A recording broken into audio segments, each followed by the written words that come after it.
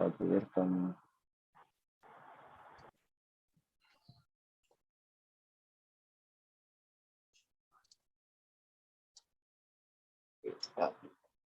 હરે Krishna everyone, સ્વાગત છે તમારું બધાનું ઇસ્કોન મેંગલુરુ શ્રી શ્રી રાધા ગોવિંદ ટેમ્પલ નનતુર તરફથી.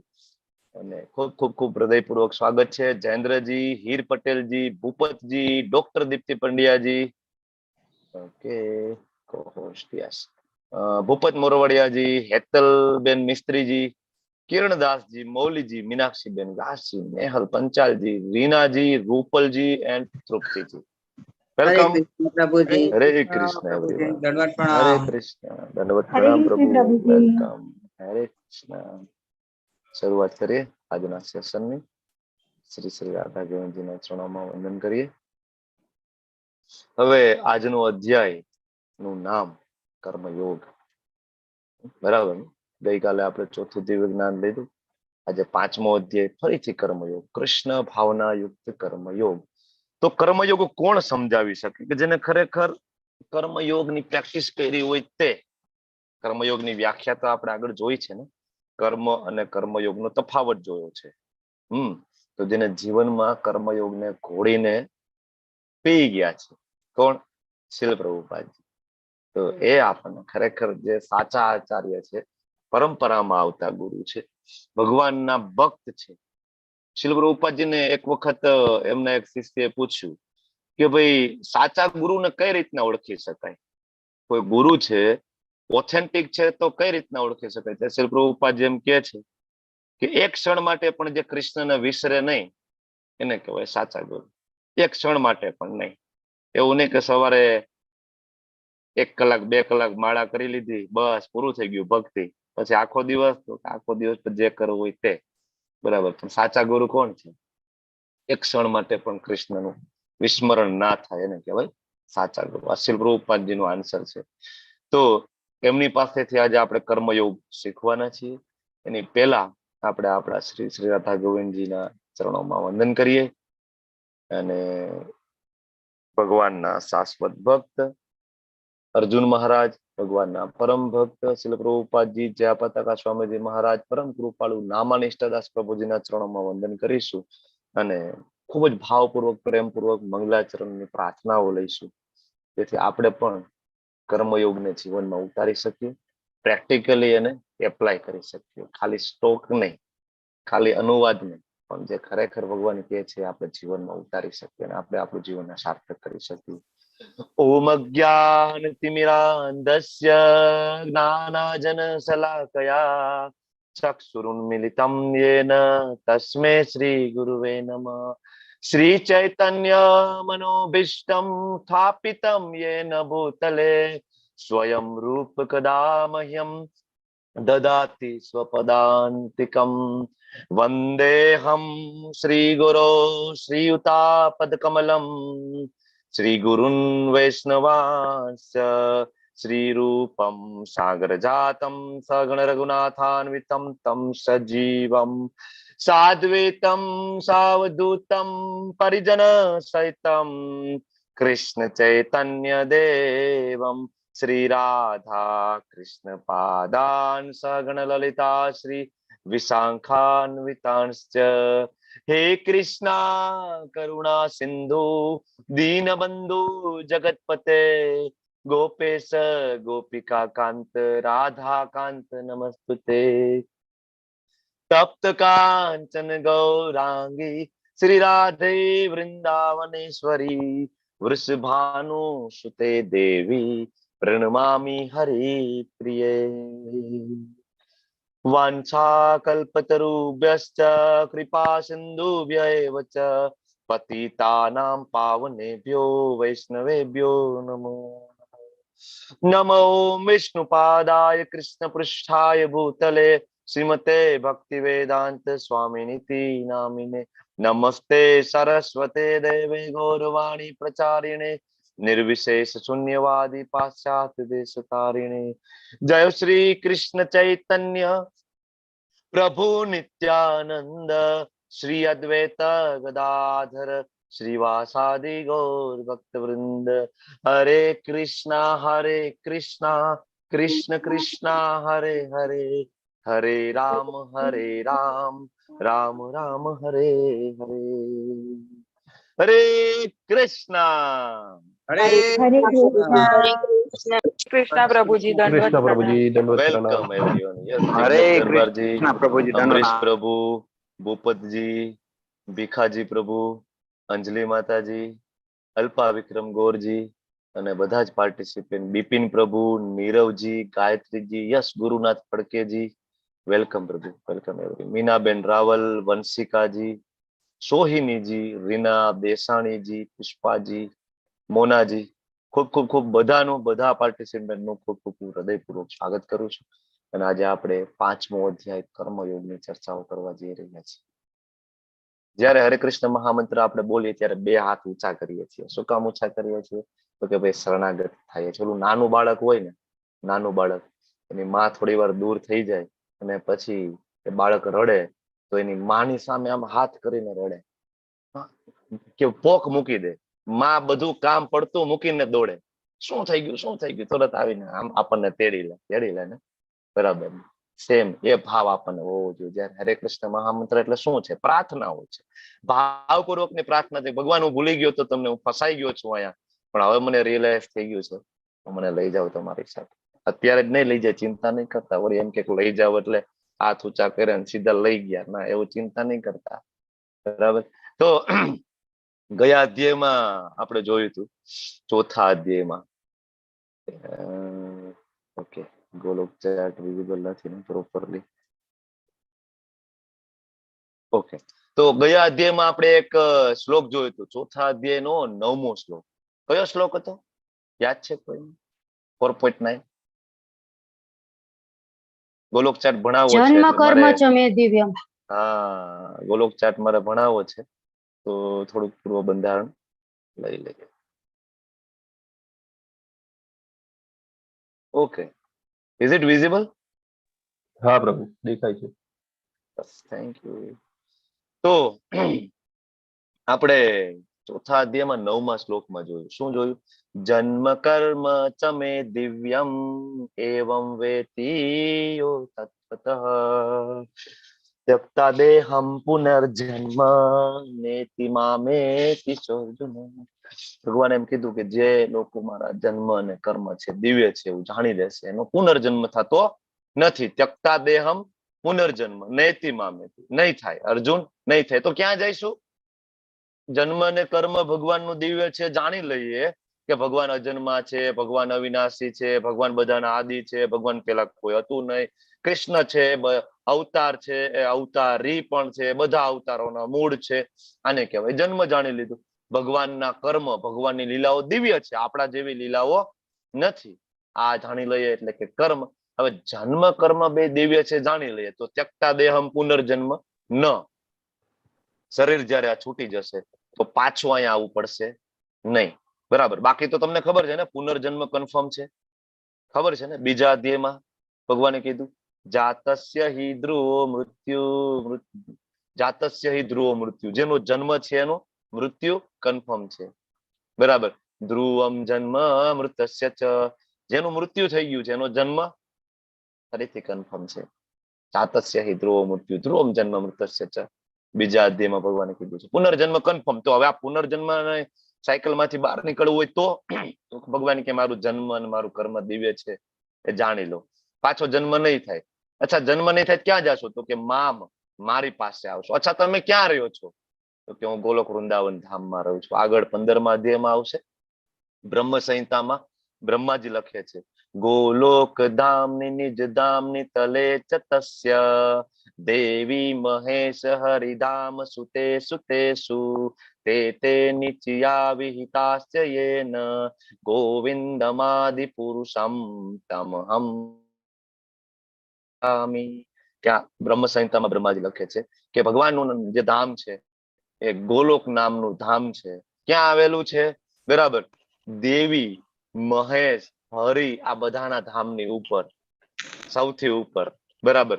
તો તૈયાર છો ને? આપણે જઈએ ગોલોક વૃંદાવન ધામની સફરે અને આપણા મૂળ ઓરિજિનલ એડ્રેસ ક્યાં આવેલું છે શોધવા માટે નીકળી પડીએ. અનંત જન્મોથી ખોટા એડ્રેસ ઉપર આપણે ફરી રહ્યા છીએ. સરનામા પૂછીએ છીએ પણ કોઈ આપણને સાચું સરનામું આપતું નથી. અલગ અલગ જન્મ લીધા રાખીએ છીએ, કોઈ આપણને સાચું જ્ઞાન આજ સુધી આપણને કોઈ આપ્યું નહીં. સરનામા તો દરેક ચોકે ઉભા રહીને આપણે પૂછ્યા છે, મતલબ દરેક જન્મમાં પૂછ્યા છે સરનામા. પણ કોઈ કે ભૌતિક જ્ઞાન આપ્યું છે, કોઈ કે બાયોલોજી ભણાવી દીધું, કોઈ કે ફિઝિક્સ ભણાવી દીધું, બરાબર. કોઈ કે નિરાકારનું જ્ઞાન આપી દીધું, કોઈ કે એવું કીધું ભગવાનનો આકાર નથી, કોઈ કે એવું કીધું કે ભગવાન ઓલા છે, ભગવાન આ છે, ભગવાન દેવી દેવતાઓ છે. તો સાચું એડ્રેસ કોઈ ચોક ઉપરથી આજ સુધી મળ્યું નહીં. એટલે આપણે ફરીએ છીએ આપણી આ રે ને આવડું ગાડી લઈને, યંત્ર, આને યંત્ર કીધું છે ભગવદ્ ગીતામાં. તો આ યંત્ર ઉપર સવાર થઈને ફરીએ છીએ પણ સાચું એડ્રેસ આપતું નથી કોઈ. પછી એમ ફરતા ફરતા ફરતા એક ચોકમાં પહોંચ્યા, ત્યાં એક મહાત્મા ઉભા હતા. કોણ હતું? શીલ પ્રભુપાદજી. એને પૂછ્યું સાચું એડ્રેસ તો કયો. તો એને આપણને સાચું એડ્રેસ આપ્યું. કયું? કે ભાઈ ગોલોક વૃંદાવન ધામ. જોઈએ એ ઓરિજિનલ એડ્રેસ ગોલોક વૃંદાવન ધામ. હવે તમારી સામે એક સરસ હરે મજાનું કૃષ્ણ પ્રભુજી, દંડવત પ્રણામ. દંડવત હા, પ્રણામ. વેલકમ પ્રભુજી, આપની ને ભગવાનની કૃપાથી કાલે કૃષ્ણ પૂર્ણ પુરુષોત્તમની ચોપડી ચાલુ ક્લાસે જ આવી ગઈ. હરી બોલ. શીલ પ્રભુપાદજીની કૃપા છે, ભગવાન શ્રી હા, શ્રી રાધા ગોવિંદજીની કૃપા છે તમારા હા. ઉપર. થેન્ક યુ અને માતાજી. કહેશે મૌલી માતાજીએ મને મોકલી એટલે મેં કીધું યસ સૌથી પહેલા તમારા લોકોનો આભાર માની લઉં કે તમારી કૃપાથી જ આવી ગઈ છે ચોપડી. Yes yes. ઓલ ગ્લોરીઝ ટુ શીલ પ્રભુપાદજી. પ્રભુપાદની કૃપાથી બધું સરસ થઈ રહ્યું છે. થેન્ક યુ માતાજી, થેન્ક યુ. તો હવે તમારી સામે એક સરસ મજાનું મોટું કમળ છે, કેટલાય બધા એમાં પાખડીઓ છે. તો આ છે ગોલોક વૃંદાવન ધામ, બરાબર. હવે થોડુંક એમાંથી ઝૂમ આઉટ કરું તો તમને આખે આખું પેજ વિઝિબલ થશે, બરાબર છે. અત્યારે આપણે ઝૂમ કરીને સીધા મૂળ એડ્રેસે પહોંચી ગયા હતા, પણ પેલા હું તમને આપણે જ્યાં છીએ ત્યાં તો લઈ જાઉં, બરાબર. તો આ નીચે એક બ્લેક કલરનો ગોળો દેખાય છે, દેખાણું છે ને? આખું પેજ વિઝિબલ છે ને હવે? ઓકે. તો આ નીચે બ્લેક કલરનું એક છે, એ ભૌતિક જગત છે. અહીંયા બોર્ડર છે. આ બોર્ડર પૂરી થાય ને અહીંથી ઉપર આ જે બ્લુ કલરનું જે કમળ છે એ વૈકુંઠના ગ્રહો છે. અને આની ઉપર છે આ ગોલોક વૃંદાવન ધામ છે, જ્યાં ભગવાન શ્રી કૃષ્ણ શ્રીમતી રાધિકા રાની સાથે રહે છે, બરાબર. તો હવે આપણે અહીંયા ફસાયેલા છીએ નીચે. આપણે પેલા ક્યાં હતા? કે અહીંયા જ હતા. અચ્છા, અહીંયા હતા તો અહીંયા કઈ રીતના પહોંચી ગયા? તો કે એક જ વસ્તુ હતી. શું? તો કે ઈર્ષા હતી. ભગવાન તમે જ ભોગવશો, અમે નહીં ભોગવીએ. ભગવાન આપણને બહુ સમજાવે છે. હવે જો આ એડ્રેસ સમજતા સમજીએ, સાથે સાથે આપણે સૃષ્ટિનું સર્જન શું કામ થયું એ સમજીએ, સાથે સાથે એ સમજીએ કે આપણે અહીંયા શું કામ છીએ, આપણો જન્મ શું કામ ભૌતિક જગતમાં થયો, શું કામ આપણે ત્રિવિધ તાપ સહન કરીએ છીએ. ત્રિવિધ તાપ, આધ્યાત્મિક, આધિભૌતિક, આધિદૈવિક, આ ત્રણેય તાપથી આજ સુધી કોઈ પણ બચી શક્યું નથી અને બચશે પણ નહીં. ભૌતિક જગતમાં ત્રિવિધ તાપ છે. શું કામ ત્રિવિધ તાપ સહન કરીએ છીએ, બરાબર. તો ભગવાન સાથે આપણે ત્યાં જ રહેતા હતા, ગોલોક વૃંદાવન ધામમાં ભગવાનની સેવા કરતા હતા. તો એવું થયું કે ભગવાન તમે જ ભોગતા છો અને સેવા તમારી જ કરવાની. ભગવાન કહે છે, આપણને સમજાવે છે, તું મારો અંશ છે, મમે વાંશો જીવ લોકે જીવભૂત સનાતન. તું મારો સનાતન અંશ છે. સેવા કરવો એ ધર્મ છે, તારી ફરજ છે અને તને એમાં જ આનંદ પ્રાપ્ત થશે. આપણે કીધું નહીં ભગવાન, મારે જુદું થવું છે, મારે ભોગ ભોગવવા છે. સમજાવે છે, આપણે સમજતા નથી. તો ભગવાન સૌથી પહેલા કૃષ્ણજી માંથી પહેલો વિસ્તાર થાય એ બલરામજી. આપણે બલરામજીને તો અંડર એસ્ટિમેટ જ કરી દીધા છે. આપણે આજ સુધી કોઈ કીધું જ નથી, બલરામજી વિશે સમજાવ્યું છે. આપણા મોટા ભાગના મંદિરોમાં બલરામજી છે પણ નહીં. તમે તમારા સિટીના રાધા કૃષ્ણના મંદિરમાં જાઓ, રામચંદ્રજીના મંદિરમાં જાઓ, ક્યાંય બલરામજી છે જ નહીં. છે? આપણને એવું લાગે કે બલરામજી એટલે કોઈક સામાન્ય નાના એવા દેવી દેવતાઓ હશે, પણ હું તમને એમ કહું કે બલરામજી એટલે કે બધા ભગવાનના અવતારોનું મૂળ પણ બલરામજી છે. કારણ કે કૃષ્ણમાંથી પહેલો વિસ્તાર થાય બલરામ છે, બરાબર. બલરામજી માંથી ફરીથી 4 વિસ્તાર થાય, એ શંકરષણ, પ્રદ્યુમ્ન, અનિરુદ્ધ અને વાસુદેવજી, બરાબર. ફરીથી 4 વિસ્તાર થાય, શંકરષણ, પ્રદ્યુમ્ન, અનિરુદ્ધ અને વાસુદેવજી. જે રામચંદ્રજી આવે છે, રામચંદ્રજી, લક્ષ્મણ, ભરતજી, શત્રુઘ્નજી, બરાબર. સેમ વિસ્તાર આવે છે. ક્યાંથી આવે છે? બલરામજી માંથી, બરાબર. તો આપણા માટે ભગવાન ભૌતિક જગતનું નિર્માણ કરે, પણ ભૌતિક જગતને મેનેજ કરવા માટે હવે ઓફિસની જરૂર પડશે ને, બરાબર. તો ઓફિસની જરૂર પડે એટલે ભગવાન છે એ વૈકુંઠનું પણ નિર્માણ કરે. આ વૈકુંઠના ગ્રહો છે. અહીંયા કૃષ્ણ છે ઓફિસમાં બેઠા છે સૂટ બૂટ ટાઈ પહેરીને. હા, બોલો ભાઈ, કયા ગ્રહમાં શું પ્રોબ્લેમ છે બ્રહ્માજી? હે, ક્યાં અત્યારે પ્રલયની જરૂર છે, ક્યાં સર્જનની જરૂર છે, શું ઘટે છે, ક્યાં મેનેજ કરે છે? ઓફિસમાં. પણ વૃંદાવન ધામમાં તો કે નહીં, ત્યાં તો એમના ગોપ બાળો એમના પાર્ષદો સાથે લીલા કરી રહ્યા છે અને ગૌચારણ લીલા કરી રહ્યા છે. જે ભગવાનની સૌથી પ્રિય લીલા કઈ? સૌથી પ્રિય લીલા છે ગૌચારણ લીલા. ભગવાન ગાયો ચરાવી રહ્યા છે ગોલોક વૃંદાવન ધામની અંદર. બરાબર. તો વૈકુંઠના ગ્રહોનું નિર્માણ કર્યું અને ભગવાને પોતાનો વિસ્તાર કર્યો એઝ વિષ્ણુ તરીકે. બરાબર. અને એ નારાયણ તરીકે બેઠા ક્યાં? વૈકુંઠમાં. અને પછી ભગવાનનો પહેલો પુરુષ અવતાર એટલે કે કારણોદક્ષાએ વિષ્ણુ તરીકે ભગવાનનો પોતાનો વિસ્તાર થયો, જેને મહાવિષ્ણુ પણ કહેવામાં આવે છે. હવે અહીંથી આ બોર્ડર પૂરી થઈ અને અહીંથી શરૂઆત થઈ ભૌતિક જગતની, આપણા માટે જે બનાવ્યું એ. તેમાં પહેલો વિસ્તાર ભગવાનનો થયો, પુરુષ વિસ્તાર કયો? કારણોદક્ષાએ વિષ્ણુ એટલે કે મહાવિષ્ણુ. મહાવિષ્ણુ એ ભગવાન શ્રી કૃષ્ણમાંથી જ આવતો એક તેનો પૂર્ણ અંશ છે. હવે મહાવિષ્ણુ જ્યારે એક શ્વાસ બહાર કાઢે છે ત્યારે અનંત બ્રહ્માંડો એના રંધ્રોમાંથી ઉત્પન્ન થાય છે, અનંત બ્રહ્માંડો. અને એક શ્વાસ અંદર લઈ લે એટલે બધા બ્રહ્માંડો અંદર આશ્રય પામે. હવે એક બ્રહ્માંડ જ્યારે ઉત્પન્ન થાય, બરાબર, તમે જો આ મહાવિષ્ણુમાંથી આ પીળા કલરના કેટલાય બધા પરપોટા નીકળતા હોય એવું દેખાય છે ને, બરાબર. એમાંથી એક પરપોટાને એ મોટો કરીને બતાવ્યો છે, એ આ છે, બરાબર. તો હવે મહાવિષ્ણુ આવ્યા ને મહાવિષ્ણુએ ખાલી દ્રષ્ટિપાત કર્યો કોના ઉપર? માયાદેવી ઉપર, રમાદેવી ઉપર દ્રષ્ટિપાત કર્યો અને શિવજીએ પોતાની કાલ શક્તિની સેવા એમાં આપી અને જેના કારણે બધા જીવોને જેને જુદું થવાની ઈચ્છા હતી એ બધાને આ ભૌતિક જગતમાં સ્થાપિત કરવામાં આવ્યા. પણ આ ભૌતિક બ્રહ્માંડનું નિર્માણ તો કર્યું. હવે એક બ્રહ્માંડ, પેલા તો અલગ અલગ કેટલાય બધા બ્રહ્માંડ બનાવ્યા, પણ એક બ્રહ્માંડને મેનેજ કરવા માટે પણ શું કરવું? તો કે ભગવાન કે હું મારો પાછો વિસ્તાર કરું. ભગવાનનો એક પાછો એક અવતાર ભગવાન અંદર લે, વિસ્તાર લે. તો મહાવિષ્ણુ પછી ભગવાન પોતાનો વિસ્તાર કરે છે ગર્ભોદક્ષાય વિષ્ણુ. જો અહીંયા સુતા છે, બરાબર ને, અનંત શેષ ઉપર. તો આ તમે જોઈ રહ્યા છો આ એક બ્રહ્માંડ છે જેમાં આપણે ફસાયેલા છીએ, બરાબર. આપણે કદાચ આ બ્રહ્માંડમાં છીએ અથવા તો એ જો બાજુમાં પરપોટા છે, એમાંય જો એક ગર્ભોદક્ષાય વિષ્ણુ છે. આ બધા બ્રહ્માંડમાં વિષ્ણુ જુદા જુદા છે, બરાબર. તો હવે ગર્ભોદક્ષાય વિષ્ણુ તરીકે શયન કરે અને એ ગર્ભોદક્ષાય વિષ્ણુજીની નાભીમાંથી કમળની દાંડી ઉત્પન્ન થાય અને કમળની દાંડી ઉપર સૌ પ્રથમ આ બ્રહ્માંડના જીવાત્મા કોણ બને? તો કે બ્રહ્માજી. સૌથી પહેલા ઉપર કોણ બિરાજમાન થાય? બ્રહ્માજી. અને બ્રહ્માજી ના લોકને શું કહેવાય? સત્યલોક. સૌથી ઉપરનો લોક છે સત્યલોક. હવે બ્રહ્માજી પ્રગટ થયા અને પછી એને તપ કર્યું. ભગવાન એના હૃદયમાં જ્ઞાન આપ્યું. શ્રીમદ ભાગવતમ સ્કંદ પહેલો, અધ્યાય પહેલો, શ્લોક પહેલો. ભગવાન ક્યાં જ કહે છે બ્રહ્માજીના હૃદયમાં મેં જ્ઞાન આપ્યું. તો એ જ્ઞાન આપ્યું અને સર્જન કરવાની શક્તિ આપી અને બ્રહ્માજીએ 14 લોકનું નિર્માણ કર્યું. જો આપણને કહે છે ને 14 લોક, એ 14 લોક અહીંયા છે. કયા છે? ઉપરથી લઈને નીચે સુધી તમે જોઈ શકો છો. સત્યલોક, તપોલોક, જનલોક, મહરલોક, સ્વર્ગલોક, ભુવરલોક. આપણે 7મા માળ ઉપર છીએ. ભૂરલોક એટલે પૃથ્વી અને બીજા બધા ગ્રહો. કેટલામાં માળ ઉપર છીએ? 7મા માળે. આપણે 14 માળની બિલ્ડિંગ છે. કેટલા માળની? 14 માળની.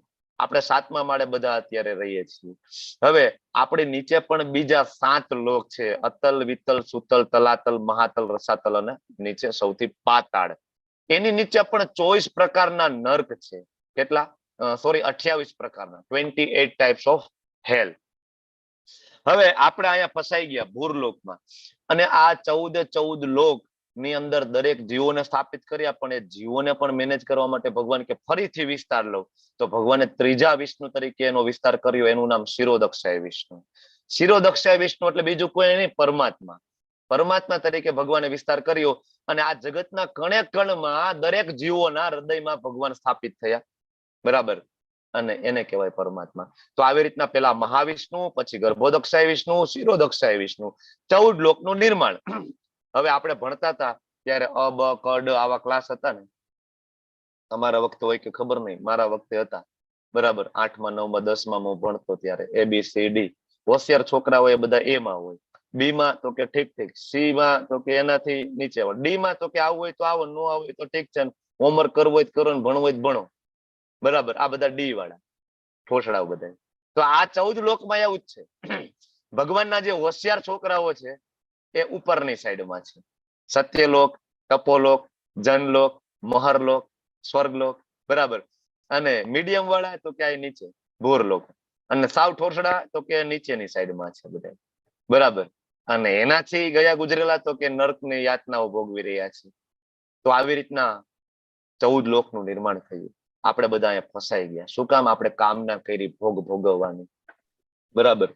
ભોગ ભોગવવાની કામના કરી અને આપણે એનો દુરુપયોગ કર્યો. ખાલી ભોગ ભોગવવાની કામનાથી નથી ફસાણા, પણ આપણે આપણને મળેલી એક સ્વતંત્રતા એનો આપણે દુરુપયોગ કર્યો.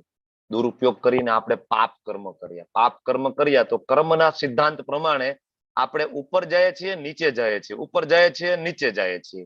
સારા કર્મ તમે કરો છો, અહીં ભૂરલોકમાં તમે છો, તમને બહુ મોટા દાનવીર છો, દાન કરો છો, તો તમે ઉપર જાઓ છો, સ્વર્ગલોકમાં જાઓ, બહુમાં બહુ તો, બરાબર. બહુમાં બહુ તમે કદાચ બ્રહ્માજી પણ બની જાઓ. શ્રીલ પ્રભુપાદજી ત્યાં સુધી સમજાવે છે કે કદાચ તમે બહુ દાન પુણ્ય કરી અને કદાચ તમે બ્રહ્માજી બની જાઓ તો ફાયદો શું? શું કામ? તો કે ભગવદ્ ગીતામાં કહે છે ક્ષીણે પુણ્ય મૃત્યુ લોકમ વિશંતિ. જ્યારે પુણ્ય કર્મ પૂરા થશે પાછું તમારે આ મૃત્યુ લોકમાં પાછું ફરવું પડશે. પાછા પૃથ્વી લોક ઉપર તમને મોકલી દેશે. 8મા અધ્યાયમાં આવે છે શ્લોક, આ બ્રહ્મ ભુવાન લોકાન પુનરાવર્તિનો અર્જુન. કે ભાઈ બ્રહ્મલોક થી લઈને નીચેનું એટલે કે સત્યલોક થી લઈને પાતાળ સુધી બધા કેવા છે? પુનરાવર્તિનો અર્જુન. વારંવાર ત્યાં નાશ થાય છે, સર્જન થાય, નાશ થાય, સર્જન થાય, ઉપર નીચે આપણે કરીએ. તો આમાંથી નીકળવું કેમ? આમાંથી ફસાઈ ગયા તો નીકળવું કેમ? તો એક અહીંયા સફેદ કલરની એક લાઈન દેખાય છે અને એ તમે બરાબર ઝૂમ કરીને વાંચો તો એમાં લખેલું છે શું? હરે કૃષ્ણ કૃષ્ણ કૃષ્ણ હરે હરે, હરે રામ રામ રામ હરે હરે.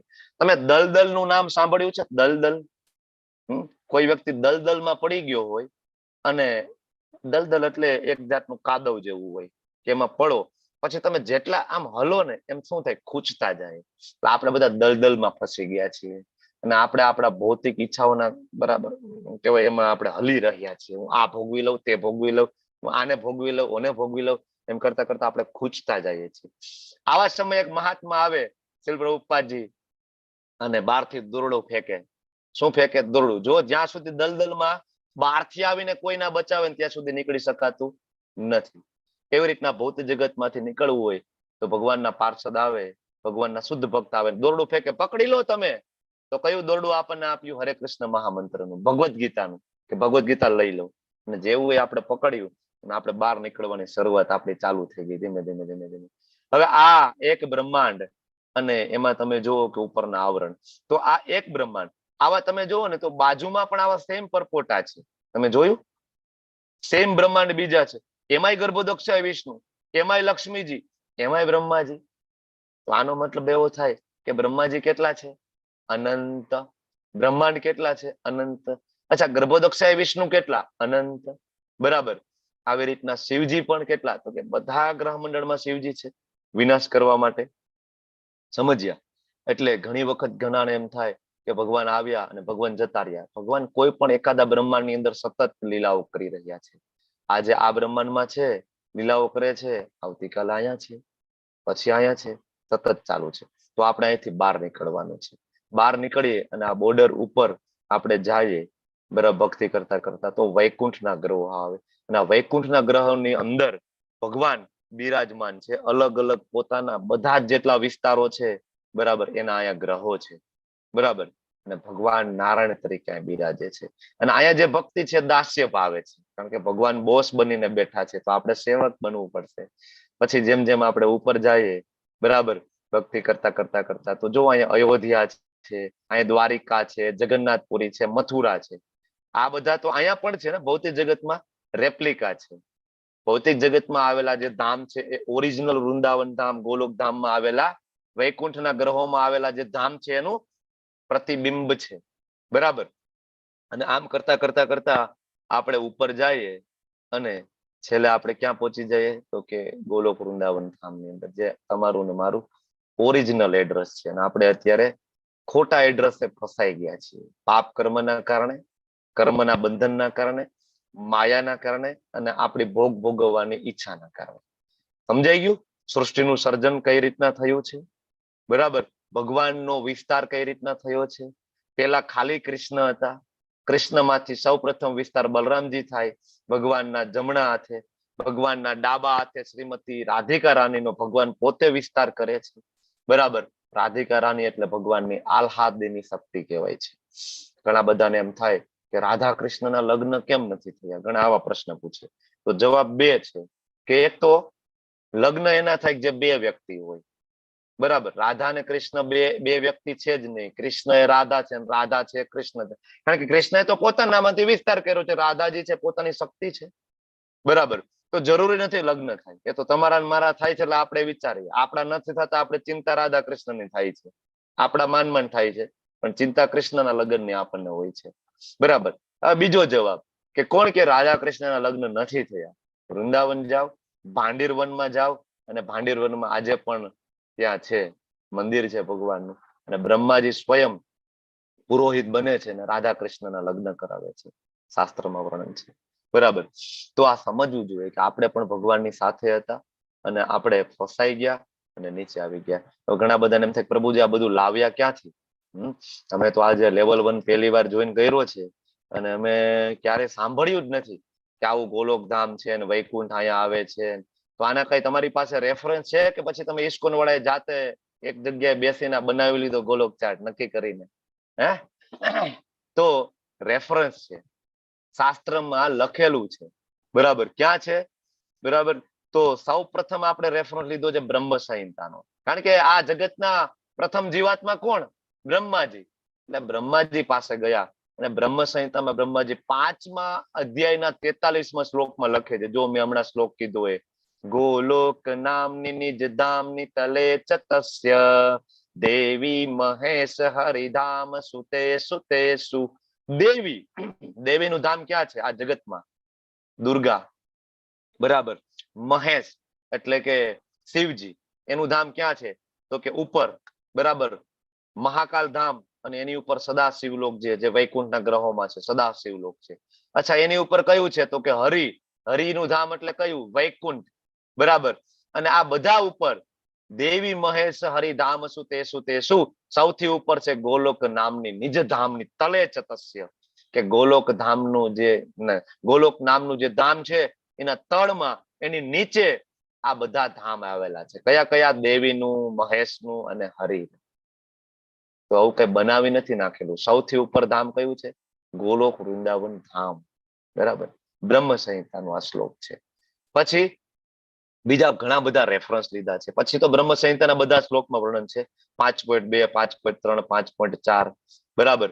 અને પછી ભાગવત મહાપુરાણમાંથી પણ લીધું છે. બૃહદ ભાગવતામૃતમાંથી રેફરન્સ લીધા, ચૈતન્ય ચરિતામૃતમાંથી લીધા છે ઘણા બધાને. પછી પદ્મ પુરાણ જોઈતું હોય તો પદ્મ પુરાણનો ઉત્તરખંડ 255.57 થી 64, આમાંથી પણ રેફરન્સ લઈને આ ગોલોક ચાર્ટને બનાવવામાં આવ્યો છે. બરાબર. પદ્મ પુરાણના આ બધા રેફરન્સીસ છે. લઘુ ભાગવતામૃતના રેફરન્સીસ છે. બરાબર. સંદર્ભ બધી જગ્યાએથી લઈ અને ઇસ્કોનના ભક્તોએ સરસ મજાનો ગોલોક વૃંદાવન ચાર્ટ બનાવ્યો, ગોલોક ધામનો ચાર્ટ બનાવ્યો, જેથી આપણને ખબર પડે કે તમે ને હું ક્યાં ફસાઈ ગયા છીએ. બરાબર. અહીંયા ભગવાનના જે વિસ્તાર થાય છે એના વિશે છે. આપણે આગળ લેવલ 2 માં પણ ચર્ચા કરવાના છીએ. હવે તમે સાંભળ્યું હશે કે 7 સમુદ્ર છે અને 7 આઇલેન્ડ છે. બરાબર. તો 7 સમુદ્ર 7 આઇલેન્ડ ની વચ્ચે સુમેરુ પર્વત છે, અને સુમેરુ પર્વત છે એને મેનેજ કરે છે જંબુ દ્વીપે. સાંભળ્યું છે ને? લવકુશ જયારે રામાયણ ગાતા હોય છે, રામાયણ ની અંદર ત્યારે શરૂઆત કરે છે રામાયણની ક્યાંથી? જંબુ દ્વીપે. તો એ જંબુ દ્વીપ કયું છે? આપણે જેમાં રહીએ ને એને જંબુ દ્વીપ કહેવાય. તો આવા તો 7 દ્વીપ છે, આઇલેન્ડ છે.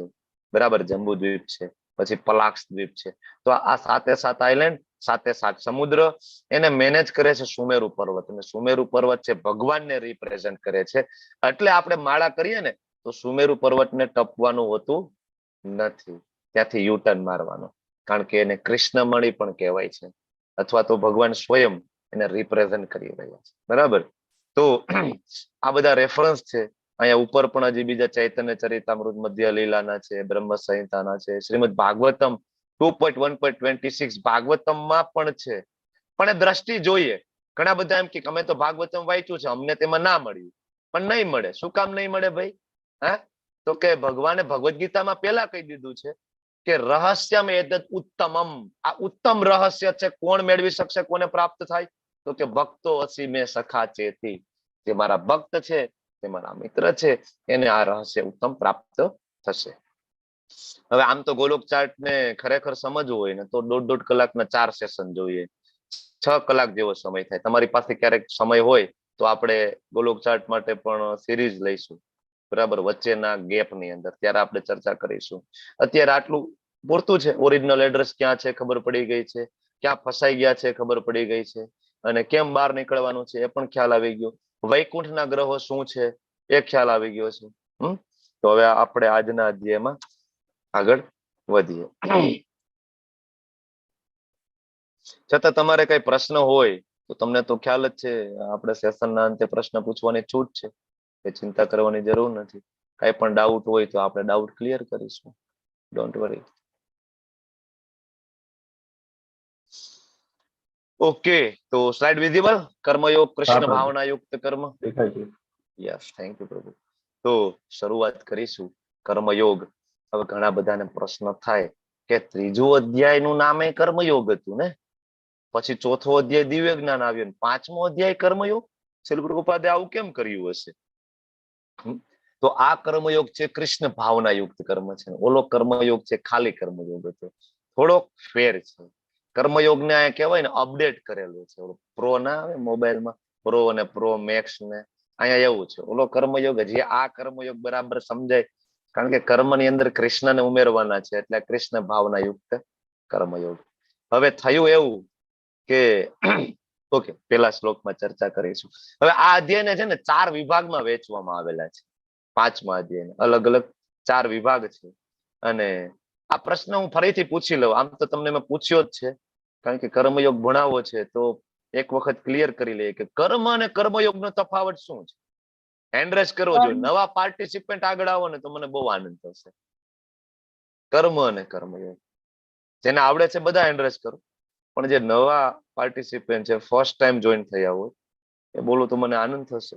નહીં આવડે તો કઈ એવું ચિંતા કરવાની જરૂર નથી. આપણું તો આ ફેમિલી ગ્રુપ છે, બરાબર. અહીંયા કઈ એવું છે નહીં કે ના ના મારું અપમાન થઈ જશે મને નહીં આવડે તો. સો ડોન્ટ વરી. બિપિનજી તમે કહેશો? બિપિનજી છે, ભીખાજી પ્રભુ છે, નીરવ પ્રભુ છે, કહેશો તમે કે કર્મ કર્મયોગનો તફાવત શું લાગે તમને? જ્યોતિજી તમે કહેશો? નહીં? વંશિકાજી આપ? યશાજી?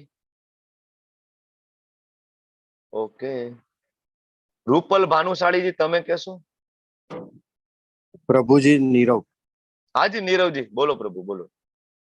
પ્રભુજી કર્મ એટલે આપણે જે કાર્ય કરીએ છીએ, કઈ પણ વસ્તુ હોય, અને કર્મયોગ એટલે ફક્ત ભગવાન પ્રભુ માટે કર્મ કાર્ય કરીએ છીએ તે.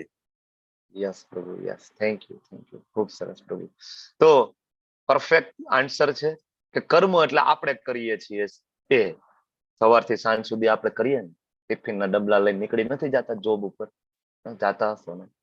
સારા સારા. હું તો મુંબઈમાં રહેલો, મુંબઈમાં તમને ખબર છે મોટા મોટા લેન્ડલોર્ડ હોય, ખૂબ જ ધન સંપત્તિ હોય, એની લાઈફસ્ટાઈલ તો આવી જ હોય છે. સવારમાં ઉઠે, બરાબર, લોકલ ટ્રેન પકડવાની ઉતાવળ હોય, ફટાફટ લોકલ ટ્રેન પકડે, જે તે જગ્યાએ જાય. અમારી સાથે એક સર્જન હતા, અમરેલી સાઈડના હતા, ગુજરાતી હતા, અને ત્યાં મુંબઈમાં પ્રેક્ટિસ કરે. હવે તમે વિચાર કરો કે એની પ્રેક્ટિસ કેટલી. એ સર્જન છે, એ રોજના અમારી સામે 8 થી 10 ઓપરેશન તો ખાલી અમારી સામે જ કરતા. અને એક સર્જરીની કોસ્ટ છે, એક સર્જરીનો ચાર્જ મિનિમમ 70,000 to 80,000, મિનિમમ 70,000 થી 80,000 રૂપિયા એક સર્જરીનો ચાર્જ. અને આવી 8-10 સર્જરી તો ખાલી અમારી સામે કરતા, બીજી બધી હોસ્પિટલની જુદી. તો આખા દિવસમાં લગભગ એ 15 થી 20 સર્જરી કરતા. તો પર ડે ની ઇન્કમ કેટલી વિચાર કરો ને, પર મંથ ની ઇન્કમ કેટલી. છતાં તમે એને જોવો તો પગમાં ચપ્પલ પહેર્યા હોય, લેંઘો પહેર્યો હોય, વ્હાઈટ કલરનો શર્ટ પહેર્યો હોય, ઘાટકોપરથી સવારમાં ટ્રેન પકડવાની હોય, ને હાથમાં એક થેલી હોય સાદી હોય, એમાં ટિફિન હોય, અને ઘાટકોપરથી નીકળી જવાનું, ટ્રેન પકડી લેવાનું, અને પછી નવી મુંબઈમાં આવી જવાનું ખારઘરમાં. બરાબર ને? ખારઘરમાં અમને બધાને ભણાવે અને ત્યાંથી પછી તો કે આગળ પનવેલ નીકળી જવાનું, ફરીથી ટ્રેન પકડીને તો કે પછી કુર્લા જતું રહેવાનું. આવું આ સવારથી સાંજ સુધીનો આ જ કાર્યક્રમ ચાલે. બરાબર. તો આને કહેવાય કર્મ. એકચ્યુઅલી આને ઉગ્ર કર્મ કીધું છે. પૈસા કમાવા કેટલા જોઈએ જીવન જીવવા માટે? કેટલા પૈસા જોઈએ? તમે વિચાર તો કરો. કેટલા પૈસા જોઈએ જીવન જીવવા માટે? બરાબર ને? કર્મ જે આપણા માટે કરીએ, ઇન્દ્રિય તૃપ્તિ માટે. બીજું એક છે કર્મ યોગ. યોગ એટલે જોડાવું ભગવાન સાથે, અને જે કઈ કર્મ ભગવાનની પ્રસન્નતા માટે કરીએ એને કર્મયોગ કહેવાય. તમે રોજ સવારમાં 8 વાગે, કેટલો મહત્વનો સમય છે 8 થી 9. ખરેખર મને ખૂબ આનંદ થાય કે સવારની 8 વાગ્યાની બેચ જયારે અમે સ્ટાર્ટ કરીને, તો મારી ધર્મેશ પ્રભુ સાથે વાત થતી હતી. ફર્સ્ટ ટાઈમ 8 વાગ્યાની બેચ હતી નહીં, આપણે ચાલુ કરી ફર્સ્ટ ટાઈમ. બરાબર, પેલા નહોતી. તો અમારે ચર્ચા થતી કે ભાઈ સવારની 8 વાગ્યાની બેચમાં આવશે કોણ? બરાબર. તો પછી ચર્ચા થઈ કે કાંઈ વાંધો નહીં, 2-4 જણા તો આવશે ને, એટલીસ્ટ આપણે ક્લાસ લઈશું તો આપણું રિવિઝન થશે. 2-4 જણા 5 જણા આવે તો ઘણું. કારણ કે મેં એવા ક્લાસ પણ જોયા છે કે જેમાં 5 જ પાર્ટિસિપન્ટ હોય.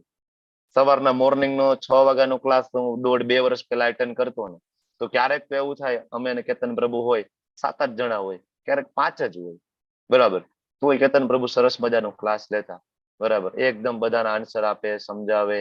તો મને પણ એમ થાય કે ના બે જણા હોય તો બે, આપણે શું મતલબ છે કે આપણે તો કઈ સ્વાર્થ છે નહીં.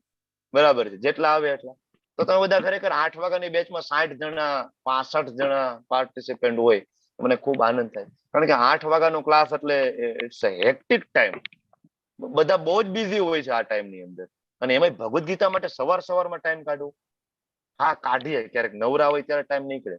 સાંજે બધું કામ પતી જાય પછી બરાબર છે, વસ્તુ જુદી. પણ કામના સમયે ભગવાન, તો આને સાચો કર્મયોગ કીધો છે. તમે જે કરી રહ્યા છો આ કર્મયોગ છે. બરાબર. તો આ કર્મ અને અહીંયા છે કર્મયોગ. શ્રી પ્રભુપાદજી અમેરિકા ગયા ને શરૂઆતમાં, તો વિચાર કરો કે કઈ લોહીનો સંબંધ નથી.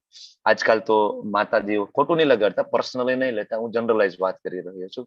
આજકાલ તો કેવું હોય છે, માતાજીઓને પોતાના પતિ માટે, સાસુ સસરા માટે પણ રસોઈ બનાવી ગમતી હોતી નથી. બરાબર ને? બધાને આવું નથી, પણ અપવાદ પણ હોય છે. પણ આવું જોવા મળે છે ને સમાજમાં આજકાલ. નથી બરાબર કે જુદું થઈ જવું છે, કાં તો કે ઓછા વ્યક્તિઓ હોય તો ઓછું કામ. તમે વિચાર કરો, શ્રીલ પ્રભુપાદજી અમેરિકા ગયા, એને કયો લોહીનો સંબંધ હતો ત્યાં? અને એ બધા હિપ્પીઝ, બરાબર, બધા ધનાઢ્ય નબીરાઓ, બધા રૂપિયા વાળા કહેવાય ને, રૂપિયા વાળા અને સંપત્તિ વાળા બાપના દીકરાઓ બધા હતા, અને બધા બગડેલ પ્રજાઓ બધી. હવે એ આવે પ્રભુપાદ આગળ, હરે કૃષ્ણ મહામંત્ર બોલે, અને પ્રભુપાદ એને ઇન્વાઇટ કરે પ્રસાદ લેવા. અને પ્રભુપાદ એના માટે બધા માટે પ્રસાદ બનાવતા. શરૂઆતમાં 15-20 જણાથી લઈને છેલ્લે પ્રભુપાદ લખે છે કે 70-80 જણા રોજે આવતા. અને બધા કેટલું ખાય તમે વિચાર કરો, એ બધા ડ્રગ્સ ને એવું લેતા હતા. તો હવે વ્યસનીઓ એનો ખોરાક કેટલો હોય? એક જણા 5-5 વ્યક્તિનો ખોરાક ખાઈ જાય, એટલું બધું ખાય. અને એને તો કોઈ દેના બાપ દાદામાં ગુલાબજાંબુ જોયા નતા, અને પ્રભુપાદ બધાને ગુલાબજાંબુ ખવડાવે, પૂરી ખવડાવે, 2-3 જાતના શાક હોય, રાઈસ હોય, ભાત હોય, સલાડ હોય. પ્રભુપાદ ફૂલ મેનુ બનાવતા બધા માટે. 70 જણાની રસોઈ છે પ્રભુપાદજી 1 થી 1.5 કલાકમાં એકલા હાથે બનાવતા. છે કોઈ માતાજી અહીંયા બનાવી દે? આને કહેવાય કર્મયોગ.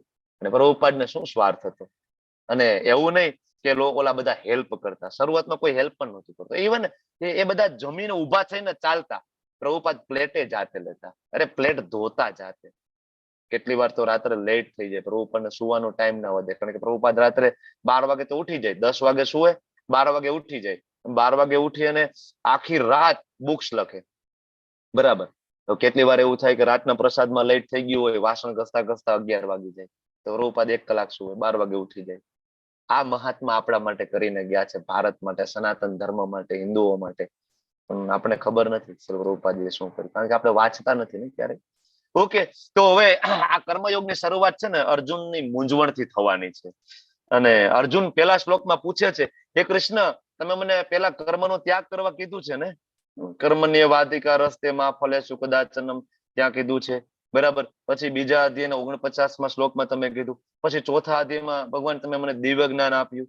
તો તમે મને એમ કીધું કે કર્મનો ત્યાગ કરવો જોઈએ. અને પછી તમે એમ કહો છો કે ભક્તિયુક્ત કર્મ કરવું જોઈએ. હવે કૃપા કરીને તમે મને એમ કહેશો કે આ બે માંથી મારા માટે કલ્યાણકારી કયું છે? શ્રેય કયું છે મારું? પાછો શ્રેય માંગે છે. અર્જુનજી મૂંઝાય છે. અર્જુનજી આ મૂંઝાવાનું કારણ શું? તો કે ભાઈ જો પહેલો અધ્યાયમાં અર્જુને યુદ્ધ ના કરવાના 5 કારણો રજૂ કર્યા. કયા કયા 4 કારણ પહેલા અધ્યાયના અને 1 કારણ બીજા અધ્યાયનું કયું? કરુણા, બોલો. કરુણા, કોઈ આનંદ નથી. આનંદ નથી, કોઈ આનંદ નથી, કૌટુંબિક પરંપરા અને કૌટુંબિક પરંપરા, અનિર્તતા. પાપનો ભય અને અનિર્ણયતા. રેડી?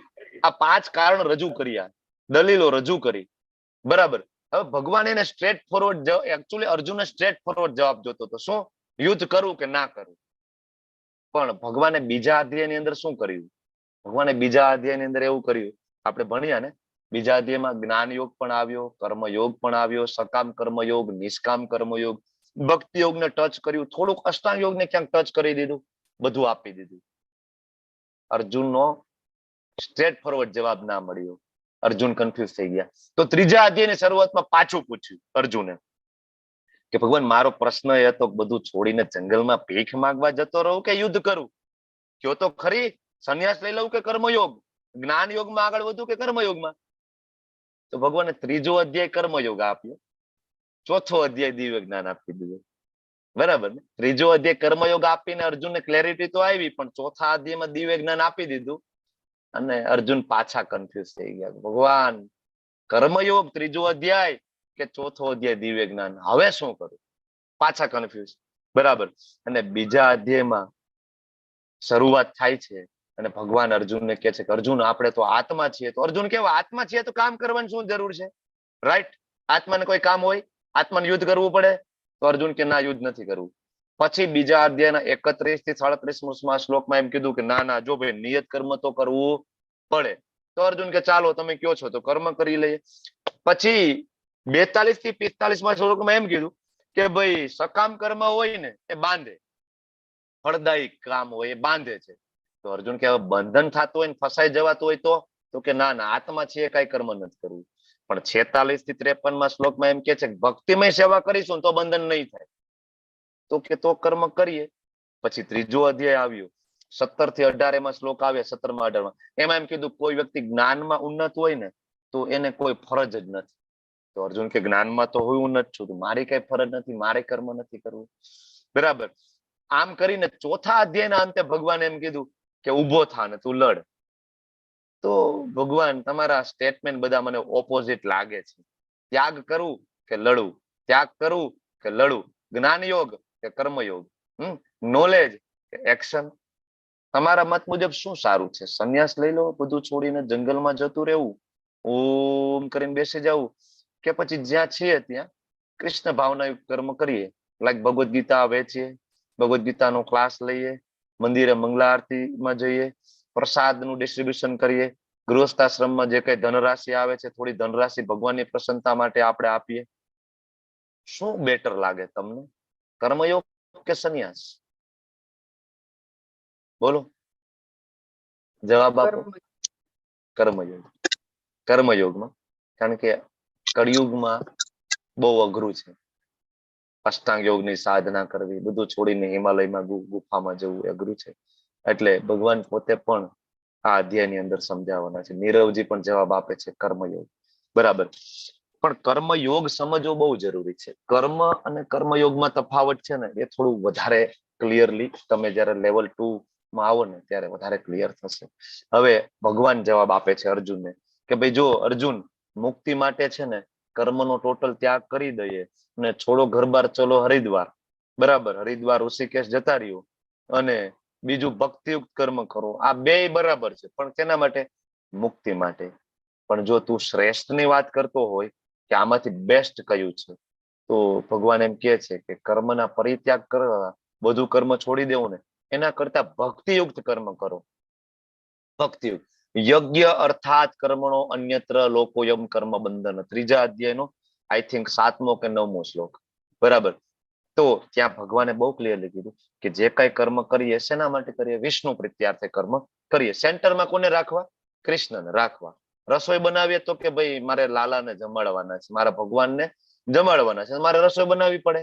તમે ઘર સાફ રાખો તો તમને એ ભાવના હોવી જોઈએ ના ના, મારા ઘરમાં મારા ઠાકોરજી બિરાજે છે, મારા સ્વામી મારા માલિક બિરાજે છે, બરાબર, તો મારે ઘરને સાફ રાખવું જોઈએ, બરાબર.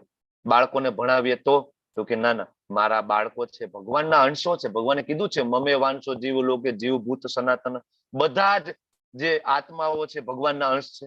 તો મારા બાળકો પણ કોણ છે? ભગવાનના અંશો. મારી પત્ની પણ કોણ? ભગવાનની અંશ છે. તો મારી ફરજ છે કે ભગવાનના અંશો, ભગવાને મને એક જવાબદારી આપી છે કે એને કૃષ્ણ ભાવના અમૃતમાં ઉન્નત કરવા. તો બાળકોને ભણાવી ગણાને મોટા કરીએ, એને ભગવદ્ ગીતાનું જ્ઞાન આપીએ, એને ભાગવતમ સમજાવીએ, બરાબર, અને એને કૃષ્ણ ભક્ત બનાવીએ. એના માટે પણ એજ્યુકેશનની જરૂર પડે ને, તો એજ્યુકેશન આપીએ, ભણાવીએ, ગણાવીએ, એનું ભરણ પોષણ કરીએ, તો મારી ફરજ છે. તો આને સેમ વસ્તુ કરવાની છે. પેલા પણ બાળકને ભણાવતા હતા અને ભક્તિમાં આવીને તમે બાળકને ભણાવશો. ફરક શું છે? તો કે તમારો જે નજરિયો છે ચેન્જ થઈ ગયો. હવે હું બાળકને શું કામ ભણાવું છું? તો કે બાળક એજ્યુકેટેડ થશે ને તો આગળ જતા ભગવદ્ ગીતાને બરાબર સમજી શકશે, બીજા બધા પુસ્તકો પણ વાંચી શકશે. શીલ પ્રભુપાદજીના ઘણા બધા મોટા ભાગના પુસ્તકો ઇંગ્લિશમાં છે.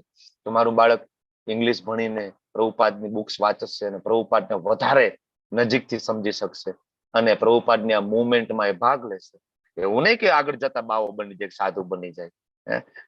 ઇસ્કોનની અંદર 99.999% ગૃહસ્થો છે, બરાબર. નાશપ્રાય જાતિ છે, સંન્યાસી એક એવું છે, નાશપ્રાય જાતિ અત્યારે છે, બરાબર. તો ગૃહસ્થાશ્રમમાં આપણું બાળક મોટું થાય, એ પણ લગ્ન કરે, બરાબર, પણ એને જીવનનો ગોલ ખબર પડી ગઈ કે મારે આ કરવાનું છે. તો આને થઈ ગયું કૃષ્ણ ભાવના યુક્ત બાળકનું ભણતર. એવી રીતના પત્નીનું ભરણ પોષણ, માતા પિતાનું ભરણ પોષણ, આપણી જોબ, આપણું બિઝનેસ, બધામાં કૃષ્ણને આ રીતના તમે સાંકળી શકો છો. તો એ તમારું કર્મ નહીં, કર્મ યોગ થઈ જશે. અને અલ્ટિમેટલી કર્મ યોગ એ ભક્તિ છે. જેની પાછળ યોગ લાગે છે, ભક્તિ થઈ જાય છે, બરાબર. તો ભક્તિયુક્ત કર્મ છે શ્રેષ્ઠ છે.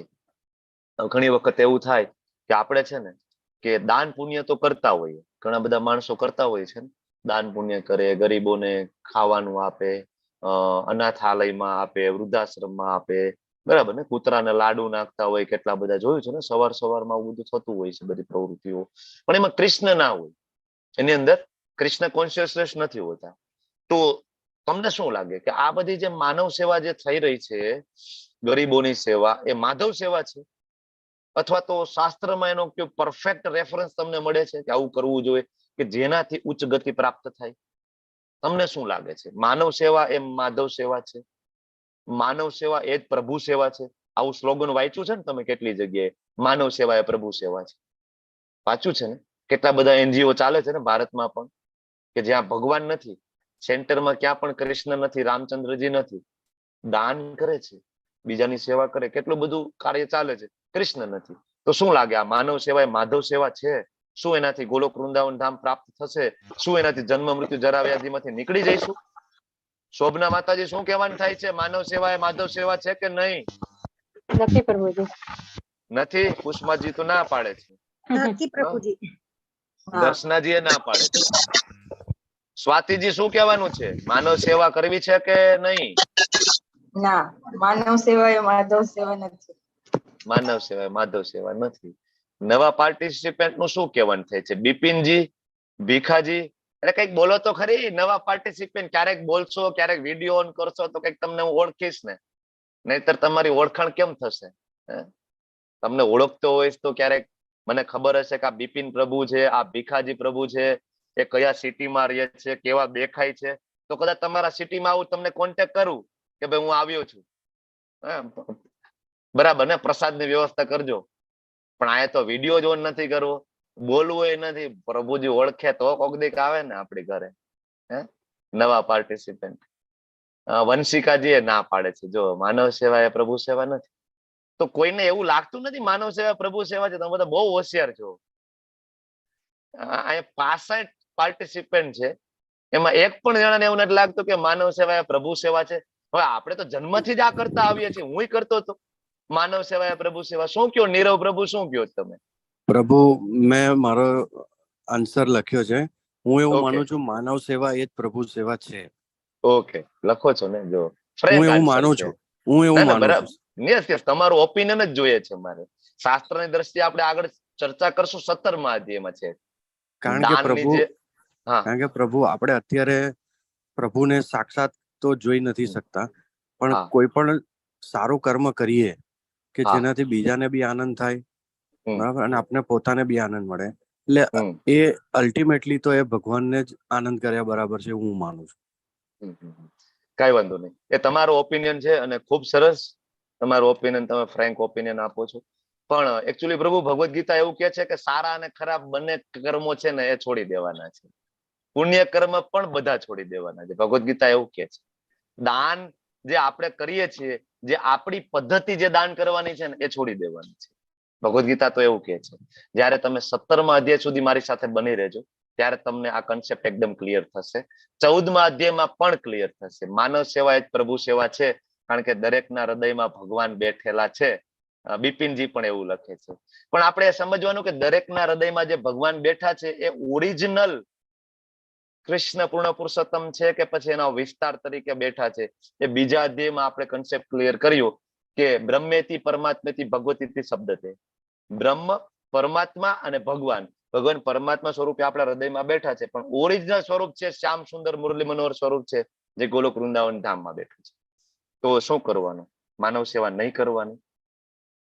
અચ્છા, હવે આ દાન કરવામાં છે ને ક્યારેક ફસાઈ જઈએ છીએ, કારણ કે પુણ્ય કર્મ પણ બાંધે, જેટલું પાપ કર્મ બાંધે ને એટલું પુણ્ય કર્મ બાંધે. તો જોઈએ કઈ રીતના ફસાઈ જઈએ છીએ. એક કથા છે ભાગવતમ ની અંદર, અને સરસ મજાની કથા લઈ સમજવાની કોશિશ કરીએ. નૃગ રાજાની કથા છે.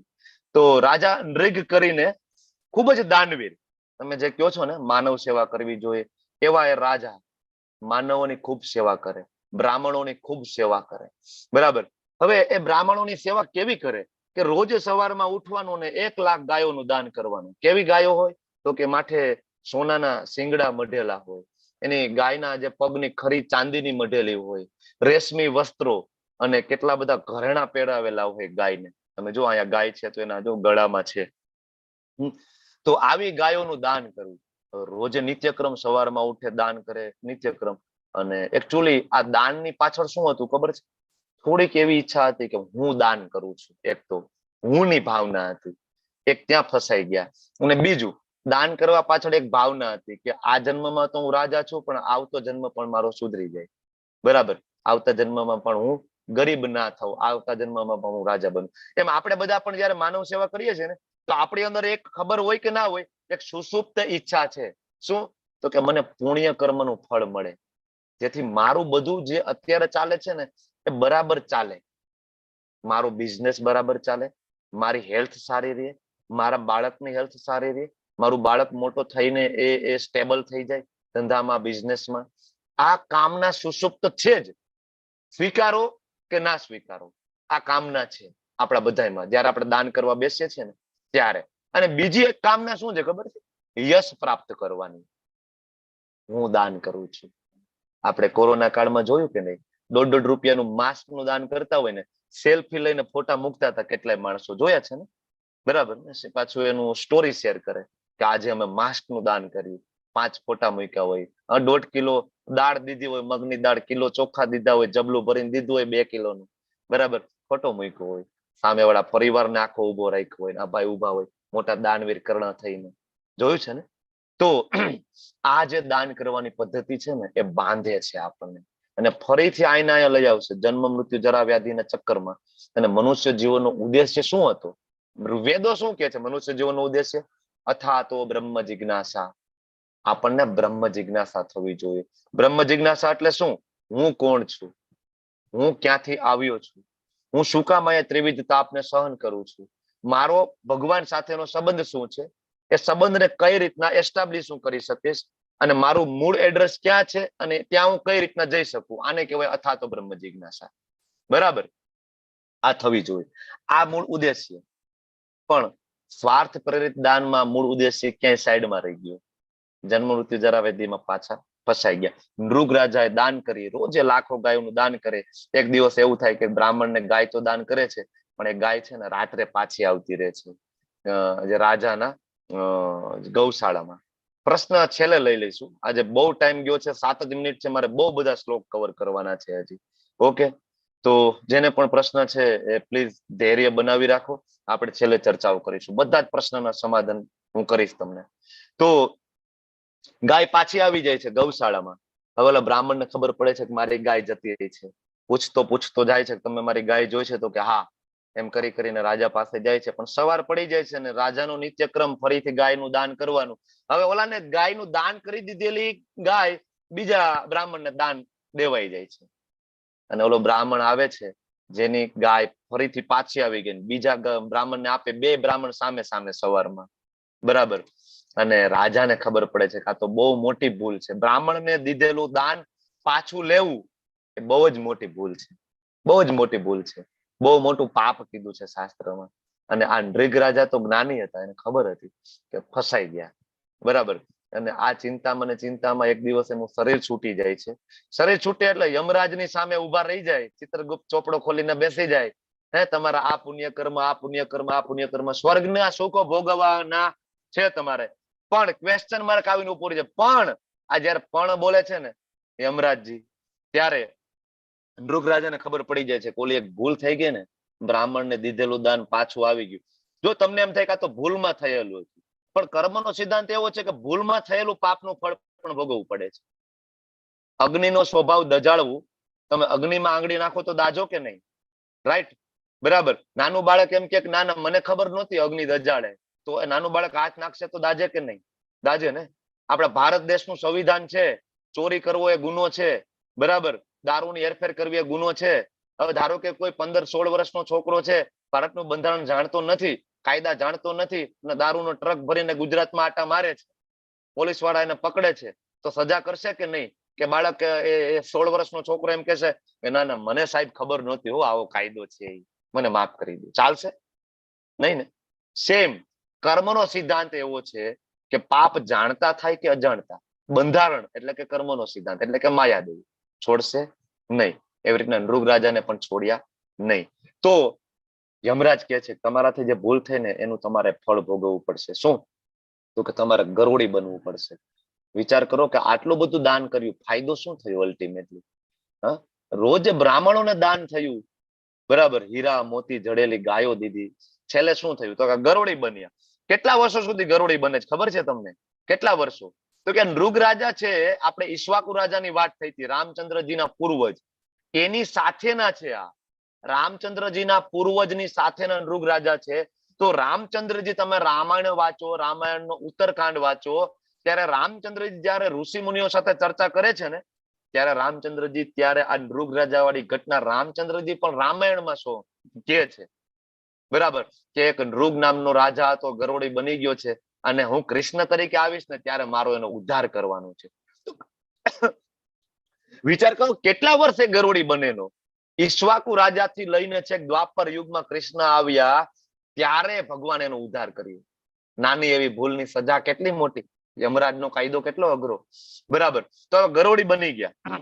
અને એ હવે દ્વારકામાં એક દિવસ એવું થાય કે ભગવાન એના બાળકો સાથે રમવા ગયા હોય, પિકનિક કરવા માટે ગયા હોય, અને બાળકોને તરસ લાગે છે, આજુબાજુમાં શોધે છે કે પાણીનો કૂવો છે, તો એક કૂવો છે, બરાબર. જોવે છે તો અંદર પાણી નથી, પણ મોટી ગરોળી છે. હવે આ ભગવાનના બાળકો એટલે બધા દેવતાઓના અંશ હતા, કોઈ આપણા જેવા સામાન્ય જીવ નહોતા. કૃષ્ણના બાળકો એ કોણ હતા? દેવી દેવતાઓ હતા, બરાબર. શાસ્ત્રમાં વર્ણન છે. તો દયા તો હોય જ. આજુબાજુમાંથી વેલ લઈ આવે છે અને ગરોળીને બહાર કાઢવાની કોશિશ કરે, પણ ગરોળી નીકળતી નથી. પછી પપ્પા આગળ જાય. પપ્પા કોણ? કૃષ્ણ. કે પપ્પા ઓલી ગરોળી ફસાઈ ગઈ છે, આવો ને તમે. કૃષ્ણ આવે છે અને જેવું કુવામાં જોવે છે મોટી બધી ગરોળી, જો અહીંયા કૃષ્ણ છે, અને હાથ અડાડે છે ગરોળીને, ઈ ભેગા એમાંથી નૃગ રાજાને એનું પાછું પૂર્વજ શરીર પ્રાપ્ત થઈ જાય છે. હાથ જોડીને ઉભા રહી જાય નૃગ રાજા, બરાબર. ત્યારે ભગવાન પૂછે છે કે રાજન આવું કેમ થયું? તો નૃગ રાજા કહે છે કે ભગવાન તમે બધું જાણો છો, પણ તમારે મારા મોઢે સાંભળવું છે, તો હું તમારી આજ્ઞાને સર ઉપર ચડાવીને હું કહું છું કે મારાથી આવી ભૂલ થઈ. આખું વૃતાંત કહે છે. અને પછી એ કહે છે કે તો ભગવાન કઈ રીતના એને પ્રાપ્ત થયા? તો એ કહે છે કે એ જ અરસા દરમિયાન જયારે ગાયોનું દાન કરતો હતો, એ અરસા દરમિયાન મારા રાજ્યમાં ભક્તો આવ્યા હતા, વૈષ્ણવો, અને એ મારી પાસે રાધા કૃષ્ણના મંદિર માટે ડોનેશન માંગવા માટે આવ્યા હતા.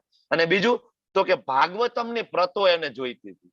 કે ભાઈ ભાગવતમ લખીને આપશો. એ સમયે પ્રિન્ટિંગ પ્રેસ નહોતા, તો તમે મને લખીને થોડીક બુક્સ આપશો, અમારે પ્રચાર કરવા માટે જવો છે. બરાબર. તો રાજા કે મેં એ હેલ્પ કરી હતી, અને ત્યારે એ બધા બ્રાહ્મણો, ભક્તો, વૈષ્ણવોએ મને આશીર્વાદ આપ્યા હતા કે એક દિવસ ભગવાનનો તમને સાક્ષાત્કાર થશે. તો એક કરેલું કર્મયોગ અને બાકીનું કરેલું દાન, એક જ વખત કરેલું રાધા કૃષ્ણના મંદિર માટેનું નાનું એવું દાન, અને આખી જિંદગી કરેલું દાન બ્રાહ્મણોને, કયું આમાં બળવાન છે? માનવ સેવા એ પ્રભુ સેવા થઈ કે ના થઈ? આની અંદર તો ના થઈ. ફસાઈ ગયા રોગ રાજા ઉલટાના. બરાબર. તો દાન કરવાનું છોડી દેવાનું નહીં. એનું પણ આગળ આવશે 17મા અધ્યાયમાં. યજ્ઞ દાન તપ ન ત્યાજ્યમ, 18મા અધ્યાયમાં ભગવાન કહેશે કોઈ દિવસ નથી છોડવાના. પણ ભગવદ ગીતા જયારે તમે વાંચો છો ને, સમજો છો ને, તો તમારું એક કરવાની પદ્ધતિ બદલી જશે. કરશો, પદ્ધતિ બદલી જશે. બરાબર. તો આવી રીતના કરેલું દાન છે આપને બાંધે છે. તો હજી હું તમને બધાને કહી દઉં, જે લોકોને મનમાં એવું છે કે માનવ સેવા એ પ્રભુ સેવા છે, તો હું બહુ ક્લિયરલી કહું છું, માનવ સેવા એ પ્રભુ સેવા નથી. પણ પ્રભુ સેવા તમે જયારે કરો છો તો ઇનડાયરેક્ટલી માનવ સેવા થઈ જાય છે. તમારે અલગથી માનવ સેવા કરવાની જરૂર પડતી નથી. નદીઓને સાફ રાખવી એ માનવ સેવા છે કે નહીં? વૃક્ષો ના કાપવા એ માનવ સેવા છે કે નહીં? ગરીબોને દાન આપવું અને ગરીબોને ફૂડ આપવું માનવ સેવા છે કે નહીં? તો તમે જયારે કૃષ્ણ ભાવનામૃતમાં આવો છો, તમે જયારે વૈષ્ણવ બની જાઓ છો, તમે જયારે ભગવદ ગીતા ભાગવતમ વાંચો છો, જયારે તમને ખબર પડે છે કે નદીઓ છે બધી આપણી માં છે, તો તમે એને ગંદી કરશો? તમે વૃંદાવન જાશો તો યમુનાજીમાં કચરો ફેંકશો? તમે હરિદ્વાર જાશો તો ગંગાજીમાં કચરો ફેંકશો? નહીં ફેંકો ને. તો એ માનવ સેવા જ છે. અચ્છા, તમને ખબર પડશે કે મમે વાંચો જીવ લોકે જીવભૂત સનાતન 84 લાખ યોનિઓમાં વનસ્પતિ અને વૃક્ષો પણ આવે છે, તો તમે વૃક્ષો કાપશો? નહીં કાપો. તો વૃક્ષો ના કાપવા એ માનવ સેવા નથી? છે ને. તમને એ ખબર પડશે કે ભગવાનને અર્પણ કરેલો પ્રસાદનું બહુ જ મહત્વ છે. હું ડાયરેક્ટ જઈને કોઈને દાન કરું, હું ડાયરેક્ટ જઈને કોઈને ફૂડ પ્લેટ આપું, એના કરતા હું એવું કરું કે મંદિરે જાઉં અને મારે જેને દાન આપવું, ધારો કે મારે વૃદ્ધાશ્રમમાં 100 પ્લેટ ભોજન આપવું છે, બરાબર, તો 100 પ્લેટ ભોજન હું મંદિરમાં પ્રભુજીને કહું કે પ્રભુજી તમે આટલું ભોજન બનાવો, 100 પ્લેટ ભોજન, અને એમાંથી ભગવાનને ભોગ લગાડો અને એ ભોજન મને આપો. કા? તો કે મારે વૃદ્ધાશ્રમમાં જવું છે અને મારે ત્યાં કૃષ્ણ ભક્તિનો પ્રચાર કરવો છે અને મારે બધાને ત્યાં ફૂડ આપવું છે. તો ફૂડ પણ અપાઈ ગયું, કૃષ્ણ ભક્તિ પણ અપાઈ ગઈ, ભગવાનની સેવા પણ થઈ ગઈ, અને પ્રસાદ તમે ખવડાવ્યો છે. પ્રસાદ, પ્રભુના સાક્ષાત દર્શન. હવે જે લોકો ગરીબ છે, જે લોકો વૃદ્ધાશ્રમમાં છે, જે લોકો અનાથાલયમાં છે, શું કામ છે? એનું બેઝિક કારણ કયું? કોઈ પણ વ્યક્તિ દુખી થઈ રહ્યો છે કે જેથી તમને અંદરથી ઈચ્છા થાય કે મારે એની હેલ્પ કરવી છે. કોઈ પણ વ્યક્તિ, પશુ, પક્ષી, એનું બેઝિક કારણ કયું? કે પશુ બનેલો છે, એને પૂરતું અનાજ નથી મળતું. કયું કારણ છે? તમે મને કહો. સૌથી બેઝ તળિયાનું કારણ કયું છે કે વ્યક્તિ હેરાન થાય છે? કયું? પ્રભુજી કર્મ. કર્મ બરાબરના કર્મ નહીં, નહીં, નહીં, નહીં. કર્મ નહીં, કર્મ નહીં. બોલો બીજો જવાબ. હરે કૃષ્ણ. જે ગીતા નથી શીખેલા હોતા તો એને જ્ઞાન નથી હોતું ને એના લઈને હેરાન થતા હોય છે. હજી થોડોક પરફેક્ટ આન્સર જોઈએ છે. જવાબ બરાબર છે, નજીકનો આન્સર જોઈએ છે, નજીકનો આન્સર જોઈએ છે. ભક્તિ નહીં કોઈ કરી. પણ ભક્તિ નહીં કરી. બોલો બોલો. વિકર્મ પણ નહીં. હું ના પાડું છું. હું કર્મના સિદ્ધાંતની જ ના પાડું તમને. ચલો, હું તો એમ કહું કર્મના કારણે એ વ્યક્તિ દુખી નથી. ચલો, ભૂલી જાઓ તમે. ભૂલી ગયા તો. એક્ઝેક્ટલી નીતુજી, ખૂબ સરસ જવાબ છે કે કોઈ પણ વ્યક્તિ જ્યારે દુખી છે, ગરીબ છે, નિર્ધન છે, એનું એક જ કારણ છે કે કૃષ્ણથી વિમુખ થઈ ગયેલા છે, કૃષ્ણને ભૂલી ગયા છે, એના પિતાને ભૂલી ગયા છે, જેના કારણે, કારણ કે કર્મ તો ક્યારે થાય? એ અહીંયા આવ્યા પછી કર્મ થયું ને. જ્યારે એને મનુષ્ય જન્મ મળ્યો ત્યારે પાપ પુણ્ય થયું. અહીંયા આવવાનું કારણ શું? અહીંયા આવ્યા તો ગરીબ થયા ને. આપણા બાપ તો ધનવાન છે, એની સાથે જો ગોલોક વૃંદાવન ધામમાં હોત તો ક્યાં આપણે કોઈને આપણી મદદની જરૂર પડે? કોઈનું દાન ગ્રહણ કરવાની ક્યાં જરૂર પડે? સ્વયં આપણા બાપ કૃષ્ણ છે, કોઈ પાસે શું કામ દાન લેવું પડે આપણને? પણ અહીંયા આપણે દાન લેવું પડે છે, તમારે દાન કરવું પડે છે. આનું કારણ શું? તો કે જીવનમાં કૃષ્ણ નથી.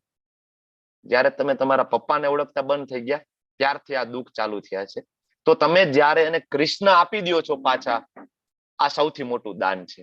તમે એને ભગવદ્ ગીતા આપી દો છો, તમે એને હાથમાં માળા આપી દો છો ને, આનાથી મોટું કોઈ દાન નથી. અને સૌથી મોટું દાન શાસ્ત્ર કે છે જ્ઞાન છે. ને જ્ઞાન એટલે ભૌતિક જ્ઞાન નહીં, જ્ઞાન એટલે કૃષ્ણનું જ્ઞાન છે. તો સાચું દાન કોને કહેવાય? સાચો ત્યાગ કોને કહેવાય? ભક્તિ રસામૃત સિંધુમાં કહે છે કે ભગવાનને લગતી વસ્તુઓનો જે લોકો ત્યાગ કરી દે છે અને ભૌતિક માની લે છે એ અપૂર્ણ છે. પણ સાચો ત્યાગ એ છે કે તમારી પાસે જે કઈ છે કૃષ્ણને અર્પણ કરો. મેં તમને હમણાં સમજાવ્યું એ પ્રમાણે. બરાબર. મંદિરમાં હજી એક તમને ઉદાહરણ આપી દઉં કે મંદિરમાં ફૂલ ડોલોત્સવ થાય, ખટારા ભરીને આખો ટ્રક આવે ફૂલનો, પછી ભગવાન ઉપર ફૂલનો અભિષેક થાય. તો ઘણા બધા કહેવાતા ભણેલા ગણેલા માણસો એમ કે આટલા બધા ફૂલનો ઉપયોગ ભગવાન ઉપર અભિષેક કર્યો, હજારો રૂપિયા લાખો રૂપિયા બગાડ્યા, આના કરતા ગરીબોને દાન કરી દીધા હોત તો. બરાબર, આવું વિચાર આવે ને. પણ આનો જવાબ તમને હું કહું કે એક ખટારો એક ટ્રક આવ્યો મંદિરની અંદર, તો ફૂલ મોફત લીધા છે મંદિરે?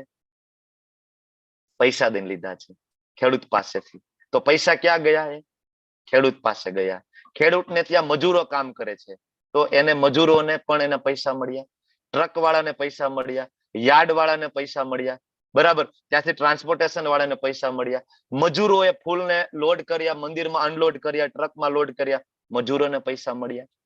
તો બધાની તો સેવા થઈ ગઈ છે. અને એ પણ આનંદથી કે ના અમે કામ કરીને પૈસો લીધો છે. બરાબર. તો આ જ માનવ સેવા છે. ભગવાનની સેવા કરો છો, માનવ સેવા થઈ જાય છે. બાકી મંદિરે ફૂલ ખરીદાનો હોત એક ટ્રકે, તો ખેડૂત એટલા ફૂલ વાવે જ નહીં. ખેડૂત એટલા ફૂલ વાવે જ નહીં તો ખેડૂતને પૈસા મળે જ નહીં. બરાબર, આ ફૂલની વાત થઈ ગઈ. બધી વસ્તુમાં આવું છે. બરાબર, એક મંદિર છે ને આખા એક શહેરનું પાલન પોષણ કરી શકે છે. એક મંદિર. આનું ઉદાહરણ જોવું હોય તો દ્વારકા જવાનું. દ્વારકાની અંદર એવો કોઈ મોટો ઉદ્યોગ નથી, કોઈ મોટો ઉદ્યોગ નથી. આખું દ્વારકાનું ટુરિઝમ ચાલતું હોય ને માત્ર દ્વારકાધીશના ટેમ્પલ ઉપર. તમે દ્વારકામાં જઈને પૂછી આવજો કે જન્માષ્ટમી ઉપર હોટલોની અંદર કેટલી ઇન્કમ થાય છે, રેસ્ટોરન્ટ વાળાને કેટલી ઇન્કમ થાય છે. અરે સામાન્ય રેકડી વાળો હોય ને એને પૂછજો કે જયારે અહીંયા મંદિરમાં ઉત્સવ હોય ત્યારની તમારી ઇન્કમ કેટલી અને એમને ઇન્કમ કેટલી. તો મંદિરો આખા સિટીનું પાલન પોષણ કરે. તમારા ને મારા દાનથી કાંઈ ન થાય. કૃષ્ણ બધાનું પાલન પોષણ કરે. એટલે ભક્ત બનો તો બધાનું પાલન પોષણ થઈ જાય. જે મનુષ્ય ન તો કર્મ ફળનો તિરસ્કાર કરે છે, જો ફળનો તિરસ્કાર નહીં, કર્મ ફળની ઈચ્છા પણ નહીં, ફળ જોઈતું નથી, આને સાચો સંન્યાસી કીધું છે. સંન્યાસી એટલે શું? ફળની કામના નથી. હે મહાબાહુ અર્જુન, આવો મનુષ્ય સર્વ દ્વંદ્વથી રહિત થઈ જાય છે. દ્વંદ્વ એટલે સુખ અને દુઃખમાંથી એ મુક્ત થઈ જાય છે અને ભૌતિક બંધનને સહજમાં પાર કરી જાય, સંપૂર્ણપણે મુક્ત થઈ જાય અને ક્યાં વહી જાય છે? ગોલોક વૃંદાવન ધામ. આ જે ફોટો છે હરિદાસ ઠાકોરનો ફોટો છે. બરાબર, ફળની કોઈ આશા નથી. સતત 192 માળા રોજની કરવાની. 192 માળા એટલે 20 કલાક. પોતે જન્મે મુસ્લિમ હતા હરિદાસ ઠાકોર. બરાબર, તેના મુસ્લિમ સમાજના ઘણા બધા કાવતરું કરીને ફસાવાની કોશિશ કરે છે. સુંદર સ્ત્રીને મોકલે છે અડધી રાત્રે અને 1 દિવસ 2 દિવસ મારી માળા પૂરી થઈ જાય ને પછી હું તમારી સાથે વાત કરું, હરિદાસ ઠાકોર કે. એમ કરતા કરતા એક રાત જાય, બીજી રાત જાય, ઓલી સ્ત્રી રાહ જોવે અને છેલ્લે હરિદાસ ઠાકોરના મોઢામાંથી ભગવાનનું નામ નીકળે અને ઓલી સ્ત્રી છે વેશ્યા હતી, એમના કાનમાં શબ્દ પડે. 2 દિવસમાં જીવન પરિવર્તન, કમ્પ્લીટલી સરેન્ડર કે મારી ભૂલ થઈ ગઈ, હું બીજાના બહેકાવામાં આવી ગઈ હતી અને હું તો તમારું પતન કરવા આવી હતી, પણ તમે મારો ઉદ્ધાર કરી દીધો. ત્યારે હરિદાસ ઠાકોર કહે છે મને ખબર હતી તમે શું કામ આવ્યા, મને ખબર હતી. 2 દિવસથી હું અહીંયા એટલા માટે છું મારે તમારો ઉદ્ધાર કરવો હતો. આ ભગવાનના ભક્તો છે. બરાબર, તો આને સાચો સંન્યાસ કહેવાય. હવે કોઈ ધારો કે સંન્યાસ લઈ લે છે પણ એમાં ભક્તિ નથી. તમે જોવો છો ને, મંદિરે જાઓ છો, ઘણા બધા ભગવા વસ્ત્ર ધારણ કરે છે, બધા વંદનીય છે, બધાને દંડવત પ્રણામ છે, પણ સંન્યાસનો ઉદ્દેશ્ય શું છે? સંન્યાસ એટલે શું? તો કે સંન્યાસ લઈ અને આપણા જેવા ગૃહસ્થો જે ડૂબેલા છે ને અજ્ઞાનના અંધકાર તલે, બધાને ઉઠાડવાના છે. આ સંન્યાસીનો ધર્મ છે. અને પછી એ ભિક્ષાટન કરે તો એની ફરજ છે. ગૃહસ્થોએ સંન્યાસીઓને દાન કરવું જોઈએ, ફરજ છે આપણી. બરાબર, પણ ક્યારે સંન્યાસી કહેવાય? કે સંન્યાસી જયારે ભગવત જ્ઞાનનો પ્રચાર કરે, ભગવત ભાવનાનો પ્રચાર કરે ત્યારે. કોઈ સંન્યાસી મંદિરના પગથિયે બેઠો બેઠો ભીખ માગે, હટોકટો હોય, બરાબર, બાજુમાં રેડિયો પડ્યો હોય અને એમાં સોંગ વાગતા હોય, હાથમાં માળા ન હોય, ભગવદ્ ગીતા ભાગવતમ કોઈ દી ખોલી નથી, ભગવાનની લીલા કોઈ દી સાંભળવી નથી, ભગવાનના નામમાં કોઈ રુચિ જાગતી નથી. હું દ્વારકાધીશ વારંવાર જતો હોય, ઘણા બધા અહીં છે જતા હશે, જોયો છે 56 જે પાછળની સાઈડમાં 56 સીડી છે, તમે ઉતરો, ગોમતીજીના ઘાટ ઉપર કેટલા બધા બાવા બેઠા હોય છે. આ વખતે જાવ ને ત્યારે જોજો કેટલાના હાથમાં માળા છે. તમે બધા રોજ એક માળા કરો છો, તમે બધાને પૂછજો માળા કરો તમે ધામમાં બેઠા છો, તમારા હાથમાં ભગવદ્ ગીતા નથી, ભાગવતમ નથી, માળા નથી, ભગવત ભાવના નથી. તમે ક્યારે છે દ્વારકાધીશના અંદર જઈને દર્શન કર્યા હતા? એ પૂછજો તો ખરી, ક્યારે અંદર જઈને દર્શન કર્યા છે? બરાબર, તો આ સંન્યાસ નથી. તો ભગવાન અહીંયા કે છે 6થા શ્લોકમાં કે સંન્યાસસ્તુ મહાબાહો દુઃખમ આપતુમ અયોગતઃ. અયોગ. ઘણા બધાને એમ થાય કે આ શ્લોકમાં ક્યાંય ભગવત ભક્તિ નથી, પ્રભુપાદે ભગવત ભક્તિમાં જોડાયા વિના શબ્દ શું કામ અનુવાદ કર્યો હશે? તો અયોગત. યોગ એટલે શું? યોગનો અર્થ જ ભક્તિ થાય છે. યોગનો અર્થ ભક્તિ. કઈ રીતના? તો કે 6થા અધ્યાયનો 47મો શ્લોક, યોગીનામ અપી સર્વેષામ મદ્ગતે અંતરાત્મના શ્રદ્ધાવાન ભજતે યોમામ સમયુક્ત મત. શ્રદ્ધાપૂર્વક જે મારી ભક્તિ કરે છે સૌથી ઉત્તમ યોગી છે. યોગીની વ્યાખ્યા ત્યાં આપી ભગવાને સ્વયં શ્રી મુખેથી. તો અયોગત એટલે જે ભગવત ભક્તિમાં નથી અને જેને સંન્યાસ લીધો છે, તો શું થશે? દુઃખમ આપતું, માત્ર દુઃખ જ પ્રાપ્ત થશે એને. બરાબર, માત્ર એને દુઃખ પ્રાપ્ત. ખાલી કર્મનો પરિત્યાગ કરવો, બરાબર, પત્ની બાળકોને છોડી દેવાથી મનુષ્ય સુખી થઈ જતો નથી. ભગવાન સમજાવે છે આવો સંન્યાસ નકામો. તમે તમારી પત્નીને છોડી દો, બાળકોને છોડી દો અને ત્યાં જઈને કઈ કરતા નથી, તો ભગવાન કે નહીં, આ સંન્યાસ નકામો છે. આના કરતા યોગયુક્તો મુનિર બ્રહ્મ ન ચીરણાધિ ગચ્છતિ. પણ ભક્તિમય સેવામાં પરોવાયેલો વિચારશીલ મનુષ્ય હોય ને, એ જલ્દી પરમેશ્વરને પ્રાપ્ત કરે. નરસિંહ મહેતાએ સંન્યાસ લીધો તો? કે લખેલું નરસિંહ મહેતા સંન્યાસ લીધો? નહીં ને. બાળકો સાથે રહ્યા, પત્ની સાથે રહ્યા, દીકરીનું મામેરું પણ કર્યું, પિતાજીનું શ્રાદ્ધ પણ કર્યું, બધું કર્યું ને. છતાં દ્વારકાધીશ સ્વયં સાક્ષાત બલરામજી સાથે, માતા રૂક્ષ્મણી, માતા લક્ષ્મી સાથે કેટલી વખત આવે છે જુનાગઢમાં? આવે છે ને વારંવાર. એટલે ભગવાન કહે છે યોગ યુક્તો મુનિર બ્રહ્મ ન ચીરણાધિ ગચ્છતિ. હવે જે મનુષ્ય ભક્તિ ભાવે કર્મ કરે એ વિશુદ્ધ આત્મા છે અને પોતાના મન અને ઇન્દ્રિયોને વશમાં રાખી શકે. જો તમે ભક્તિ ભાવે બધા કર્મ કરશો તો ઇન્દ્રિય અને મન એની મેળે ધીમે ધીમે વશમાં આવશે અને બધાને પ્રિય થઈ જશે. ભક્તો બધાને પ્રિય હોય ને. નરસિંહ મહેતાના કોઈ દુશ્મન હોય? આજે કોઈ વ્યક્તિ એવો તમને મળે કે ના મને નરસિંહ મહેતા પ્રત્યે દ્વેષ છે? મળે કોઈ? મને મીરાબાઈ પ્રત્યે દ્વેષ છે? મળે કોઈ? ના મળે. બધાને પ્રિય થઈ જાય છે. જો તમે ભક્ત બનો ને, બધાને ઓટોમેટિક આપણે ગમે ને બીજાને પ્રિય થવું.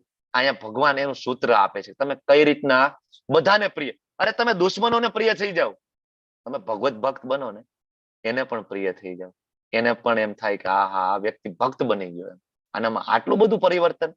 તો આ કે છે બધાને પ્રિય થાય. આવો વ્યક્તિ હંમેશા કાર્યરત હોય ને તોય લિપ્ત ના થાય. અમને ઇસ્કોનના ભક્તો તમે જો તો ઘણા બધા એન્જિનિયર છે, ઘણા બધા સીએ છે. પછી તમે મંદિરમાં જાઓ તો બધા પ્રભુજી જ કામ કરતા હોય, રસોઈ બનાવે, ડીટી સેવા. તમને ઘણી વાર એવું લાગે, આપણે તો ભૌતિક જગતના માણસો, આપણે એવું લાગે આ કામ કરે હું કામ કરું, શું ફેર છે? આપણે કિચનમાં ગયા હોય ને પ્રભુજી રસોઈ બનાવતા હોય, આખો દી પ્રસાદમની સેવા હોય તો રસોઈ બનાવે. માતાજીને એમ થાય હું ઘરે હું રસોઈ બનાવું, આ રસોઈ બનાવે, શું ફેર છે? પણ ભગવાન કે ફેર છે. તમારું કામ કરવું અને એનું કામ કરવું, મારા ભક્તનું કામ કરવું, ફેર છે. કઈ રીતના? તો કે આવો મનુષ્ય હંમેશા કાર્યરત હોય તો એમાં લિપ્ત ના હોય, એને કર્મનું બંધન થતું નથી અને આપણને થાય છે. ફરક છે. હવે આ જગતમાં રહી અને પોતાની બધી ફરજ નિભાવીએ અને કઈ રીતના ફસાય નહીં, એનો શ્લોક ભગવાન ઉદાહરણ દ્વારા 10મા શ્લોકમાં આપે છે. બ્રહ્મણાધાય કર્માણી સંગત્વક્તા કરોતિ લિપ્યતે ન સ પાપેન પદ્મપત્ર મીવાંબસા. કમળ જોયું છે ને, કાદવમાં ઉગે અને એના પત્રો ઉપર ક્યારે કાદવ હોય નહીં. તમે પાણીનો ગ્લાસ ભરીને નાખો કમળ ઉપર તો પાણી રોકાય? ના રોકાય, તરત બધું નીકળી જાય. એના ઉપર એક વેક્સ જેવું કોટિંગ હોય છે એટલા માટે. તો એવી રીતના આ ભૌતિક જગતમાં ભગવાનનો ભક્ત હોય, બરાબર, પણ એના ઉપર એક ભક્તિનું એક વેક્સનું કોટિંગ હોય છે. આજુબાજુમાં ભલે ને કામ વાસનાના નિરંતર પ્રવાહો ચાલતા હોય, પણ ભગવાનના ભક્તોને કઈ લેવા દેવાના. એની રોજની 16 માળા, રોજ સવારે બ્રહ્મ મુહૂર્તમાં ઉઠવું, રોજ જે મંગલા આરતી કરવી વિધાઉટ ફેલ, ગમે તે પરિસ્થિતિ હોય 16 માળા મંગલા આરતી, રોજ ભાગવતમ, રોજ ભગવદ ગીતા, બરાબર, એનું ચાલુ જ હોય, એમાં કાંઈ બંધ ના થાય. તો ભગવાન કહે છે કે કર્મ ફળ છે એ પરમેશ્વરને સમર્પિત કરીને આસક્તિ રહિત થઈ જાય છે અને પોતાનું કર્તવ્ય કર્મ કરે છે. તો જેમ કમળપત્ર જળથી અસ્પૃશ્ય હોય એમ એને પાપ કર્મ હેરાન કરે અને અલિપ્ત થઈ જાય છે. એમ આપણે પણ જો ગૃહસ્થો છીએ, જોબ કરતા હોય, બિઝનેસ કરતા હોય, માતાજીઓ જોબ કરતી હોય, ગૃહિણી હોય, કરવાનું એ જ છે, પણ કૃષ્ણને સેન્ટરમાં લઈ આવો. ભગવાન આ શ્લોકમાં શું કે છે? કૃષ્ણને સેન્ટરમાં લઈ આવો તો તમે પાપ કર્મોથી અલિપ્ત થઈ જશો. યોગીજનોએ આ જ કર્યું. મોટા મોટા યોગીજનો છે, ભગવાનના ભક્તો છે, એને શું કર્યું? નારદજીએ શું કર્યું? અનાસક્ત રહી શરીર, મન, બુદ્ધિ, ઇન્દ્રિયો દ્વારા કેવળ આત્મશુદ્ધિ માટે કામ કર્યું. શરીર માટે તો કે હું ભગવાનની સેવા કરું, મંદિરે જઈશ. મનથી હું ભગવાનના વિચાર કરીશ, બધી એની લીલાઓ, બરાબર, જપ કરીશ. બુદ્ધિ ભગવાનના પુસ્તકોને સમજવામાં હું લગાડીશ, બરાબર, ભગવદ ગીતા હું સમજી જઈશ એક દિવસ મારી બુદ્ધિ લગાડી. ઇન્દ્રિયો, આંખ, કાન, નાક, જીભ, ત્વચા, બધું શેમાં લગાડીશ? કૃષ્ણમાં, બરાબર. તો કેવળ ભગવત ભક્તિ માટે પ્રયત્ન કરવાનો, જેમ શીલ પ્રભુપાદજીએ કર્યું, બરાબર. ભક્તિમાં સ્થિર થયેલો મનુષ્ય પરમ શાંતિ પામે. આપણે શાંતિ તો જોઈએ છીએ ને, સુખની શોધમાં છીએ ને, પણ શાંતિ ત્યારે મળશે જ્યારે ભક્તિમાં સ્થિર થઈ જાય, ત્યારે આપણે ખરેખર સાચી શાંતિ, સાચું સુખ આપણને ત્યારે મળશે. કારણ કે પોતાના સર્વ કર્મના ફળ કોને અર્પિત કરે? ભગવાનને. ભગવાનને ફળ અર્પિત કરી દે, શું કરે? ભગવાન ખાઈ જાય ફળ આપડા. અત્યારે કેરીની સિઝન છે, 5 કિલો કેરી લઈ આવીને કૃષ્ણને અર્પણ કરી દીધી, ભગવાન ખાઈ ગયા બધું. આવું ભગવાન જરૂરથી એ ટેસ્ટ કરે છે, બરાબર. ભગવાન 9મા અધ્યાયમાં કે છે અસ્નામી, ભગવાન કે છે મને આપો, બરાબર, હું જમું છું. પણ ભગવાનનું જમવું અને આપણું જમવું ફેર છે. એમાં ગુલાબનું ફૂલ હોય, ગુલાબના ફૂલને તમે સૂંઘો છો તો ગુલાબનું ફૂલ ઓછું થઈ જાય? ના થાય ને, એટલું ને એટલું રહે. સેમ ભગવાન રસને ગ્રહણ કરે છે. તમે જે મૂકો છો, ભગવાન ખાલી દ્રષ્ટિપાત કરે અને ભગવાન જમી લે. આપણું જમવું, એનું જમવું જુદું છે. તમે વિચાર કરો કે માતા લક્ષ્મીજી એના પગની સેવા કરતી હતી, બરાબર, માતા લક્ષ્મીજી, તો એ ભગવાન વિષ્ણુ એની સહાયતા ના લીધી અને બ્રહ્માજીને પોતાની નાભીમાંથી ઉત્પન્ન કરી દીધા. આપણાથી થાય? આ ભૌતિક જગતમાં સ્ત્રી પુરુષના સંબંધ વગર સંતાન પ્રાપ્તિ થઈ શકે? ના થાય ને, સ્ત્રીની સહાયતા જોઈ. પણ ભગવાને લક્ષ્મીજી બેઠા છે તોય સહાયતા ના લીધી. એકલા હાથે નાભીમાંથી બ્રહ્માજીને ઉત્પન્ન કરી દીધા, પ્રથમ જીવાત્મા, બરાબર. તો ભગવાનની ઇન્દ્રિય, આપણી ઇન્દ્રિયોમાં તફાવત છે. ભગવાન આંખેથી જમી શકે છે, ભગવાન દ્રષ્ટિ કરે જમી શકે, શાસ્ત્રમાં લખેલું છે. ભગવાનની ઇન્દ્રિય, આપણી ઇન્દ્રિય જુદી જુદી છે, બરાબર. તો જ્યારે ભગવાન સાથે સંલગ્ન થાય, આપણે કર્મના ફળ ભગવાનને અર્પિત કરી દઈએ તો આપણને શાંતિ મળે. પણ જે લોકો ભગવાન સાથે સંલગ્ન નથી, પોતાના શ્રમના ફળના લોભી છે, આમાં આપણે બધા આવી જાય. ફળના લોભીમાં આમાં હું આવી જાઉં. આપણને બધાને આપણા ફળનો લોભ છે, આ મારું છે, મારું છે, મારું છે. તો શું થઈ જાય? આપણે બદ્ધ થઈ જાય, ફસાઈ જાય. જયારે દેહધારી જીવાત્મા પોતાની પ્રકૃતિને વશમાં કરી લે છે અને મનથી બધા કર્મોનો પરિત્યાગ કરે છે. સમજો શબ્દો, મનથી કર્મોનો પરિત્યાગ છે, શરીરથી નહીં. મનમાં કૃષ્ણ, શરીરથી જે કઈ કર્મ કરવા એ કરવો. આગળ પણ કીધું તસ્માત સર્વેષુ કાલેષુ, બરાબર. ભગવાને કીધું કે યુદ્ધ કર અને મને યાદ કરીને યુદ્ધ કર. તસ્માત સર્વેષુ કાલેષુ યુદ્ધ, બરાબર. તો જ્યારે દેહધારી જીવાત્મા પોતાની પ્રકૃતિને વશમાં કરી લે છે, મનથી બધા કર્મોનો પરિત્યાગ કરી દે છે, ત્યારે આ 9 દ્વાર વાળા જે આ નગર છે ને, સુખપૂર્વક રહી શકે. આમાં 9 દ્વાર છે, 2 આંખ, 2 કાન, 2 નાક, મોઢું, ગુદા, જનેન્દ્રિય, 9 દ્વાર. આમાં સુખપૂર્વક રહેવું છે તો શું કરવાનું છે? મનમાં કૃષ્ણને. આખી ભગવદ ગીતામાં કૃષ્ણ શું માગે છે? મન મના ભવ મદ ભક્તો મધ્યાજી મામ નમસ્કુરુ. તો ભગવાન કહે છે જ્યારે કોઈ મનુષ્ય અવિદ્યાને નષ્ટ કરનારા જ્ઞાનથી પ્રબુદ્ધ થાય, ત્યારે દિવસે જેમ સૂર્ય દ્વારા બધું પ્રકાશિત થઈ જાય અને જ્ઞાનથી બધું પ્રગટ થઈ જાય, ત્યારે બધા કન્સેપ્ટ ક્લિયર થઈ જાય. એક વખત અવિદ્યાને નષ્ટ કરનારું જ્ઞાન કયું? ભગવદ ગીતા. એક વખત ભગવદ ગીતા સમજાઈ જાય તો બધા કન્સેપ્ટ ક્લિયર. માનવ સેવા એ પ્રભુ સેવા છે કે નહીં, કર્મ એ જ પૂજા છે કે નહીં, આ બધું થઈ જાય ક્લિયર. ઘણા બધા માને છે ને કર્મ ही પૂજા છે, માતા પિતાની સેવા એ જ ભગવાનની સેવા છે. આ બધા કન્સેપ્ટ છે એ ભગવદ ગીતા બરાબર એકવાર સમજાઈ જાય તો ક્લિયર થઈ જાય છે. એટલે ભગવાન કહે છે બધું પ્રકાશિત થઈ જાય છે, બધું જ્ઞાન પ્રાપ્ત થઈ જાય છે. જ્યારે મનુષ્યની બુદ્ધિ, મન, શ્રદ્ધા, આશ્રય બધું ક્યાં સ્થિર થઈ જાય કે મારામાં, ત્યારે તે પૂર્ણ જ્ઞાન દ્વારા સર્વ સંશયથી વિશુદ્ધ થઈને સીધો મુક્તિ પંથે આગળ વધે છે. કોને ઇન્ટેલિજન્ટ કોને કહેવાય, કોને બુદ્ધિશાળી કહેવાય? તો ભગવાન કહે છે વિદ્યા વિનય સંપન્ને બ્રાહ્મણે ગવિ હસ્તિની સુનિચેવ પાકે ચ પંડિતા સમદર્શિના. વિનમ્ર સાધુ હોય, બરાબર, એમના યથાર્થ જ્ઞાનના પ્રતાપે વિદ્વાન બ્રાહ્મણ હોય, ગાય હોય, હાથી હોય, કૂતરો હોય, ચાંડાળ હોય, બધાને સમાન દ્રષ્ટિથી જોવે. સમાન દ્રષ્ટિથી એટલે એવું નહીં કે ને કઈ કે આંધળો થઈ જાય છે ભક્તિમાં આવીને, કે બ્રાહ્મણ જાય છે તો કે કૂતરો હાયલો જાય છે, હાથી જાય છે તો કે ગાય હાયલી જાય છે, એમ ને. સમાન, બધામાં આત્મા છે, બધામાં પરમાત્માનો નિવાસ છે. બરાબર. આને કહેવાય પંડિત, આને કહેવાય સાચો ઇન્ટેલિજન્ટ માણસ. બરાબર. તો તમે સમાન દ્રષ્ટિ કેળવી શકો. અને આવો જીવન મુક્ત આત્મા હોય, બધા પ્રત્યે સમાન દ્રષ્ટિ જેની હોય, આગળના શ્લોક સાથે કનેક્ટ કરીએ તો એ ભૌતિક ઇન્દ્રિય સુખ પ્રત્યે આકૃષ્ટ ના થાય, કારણ કે એને ખબર પડી કે હું તો આત્મા છું. અને ભૌતિક સુખ મજા વાળું છે તો શરીર સાથે લેવા દેવા છે. આત્માનો આનંદ તો ભગવાનના નામમાં છે, ભગવાનની સેવામાં છે. શરીરનો આનંદ ભોગો ભોગવવામાં છે, જેનાથી ફસાઈ જશું. બરાબર. તો આવો જીવન મુક્ત પુરુષ ઇન્દ્રિય ભોગ પ્રત્યે આકર્ષાય નહીં, હંમેશા સમાધિમાં નિગ્ન. સમાધિ એટલે શું? સમાધિ એટલે ભગવાનના નામમાં લીન થવું, એ સમાધિની સાચી વ્યાખ્યા છે. 6ઠા અધ્યાયમાં જે આવતીકાલે આપણે ભણવાના છીએ. બરાબર.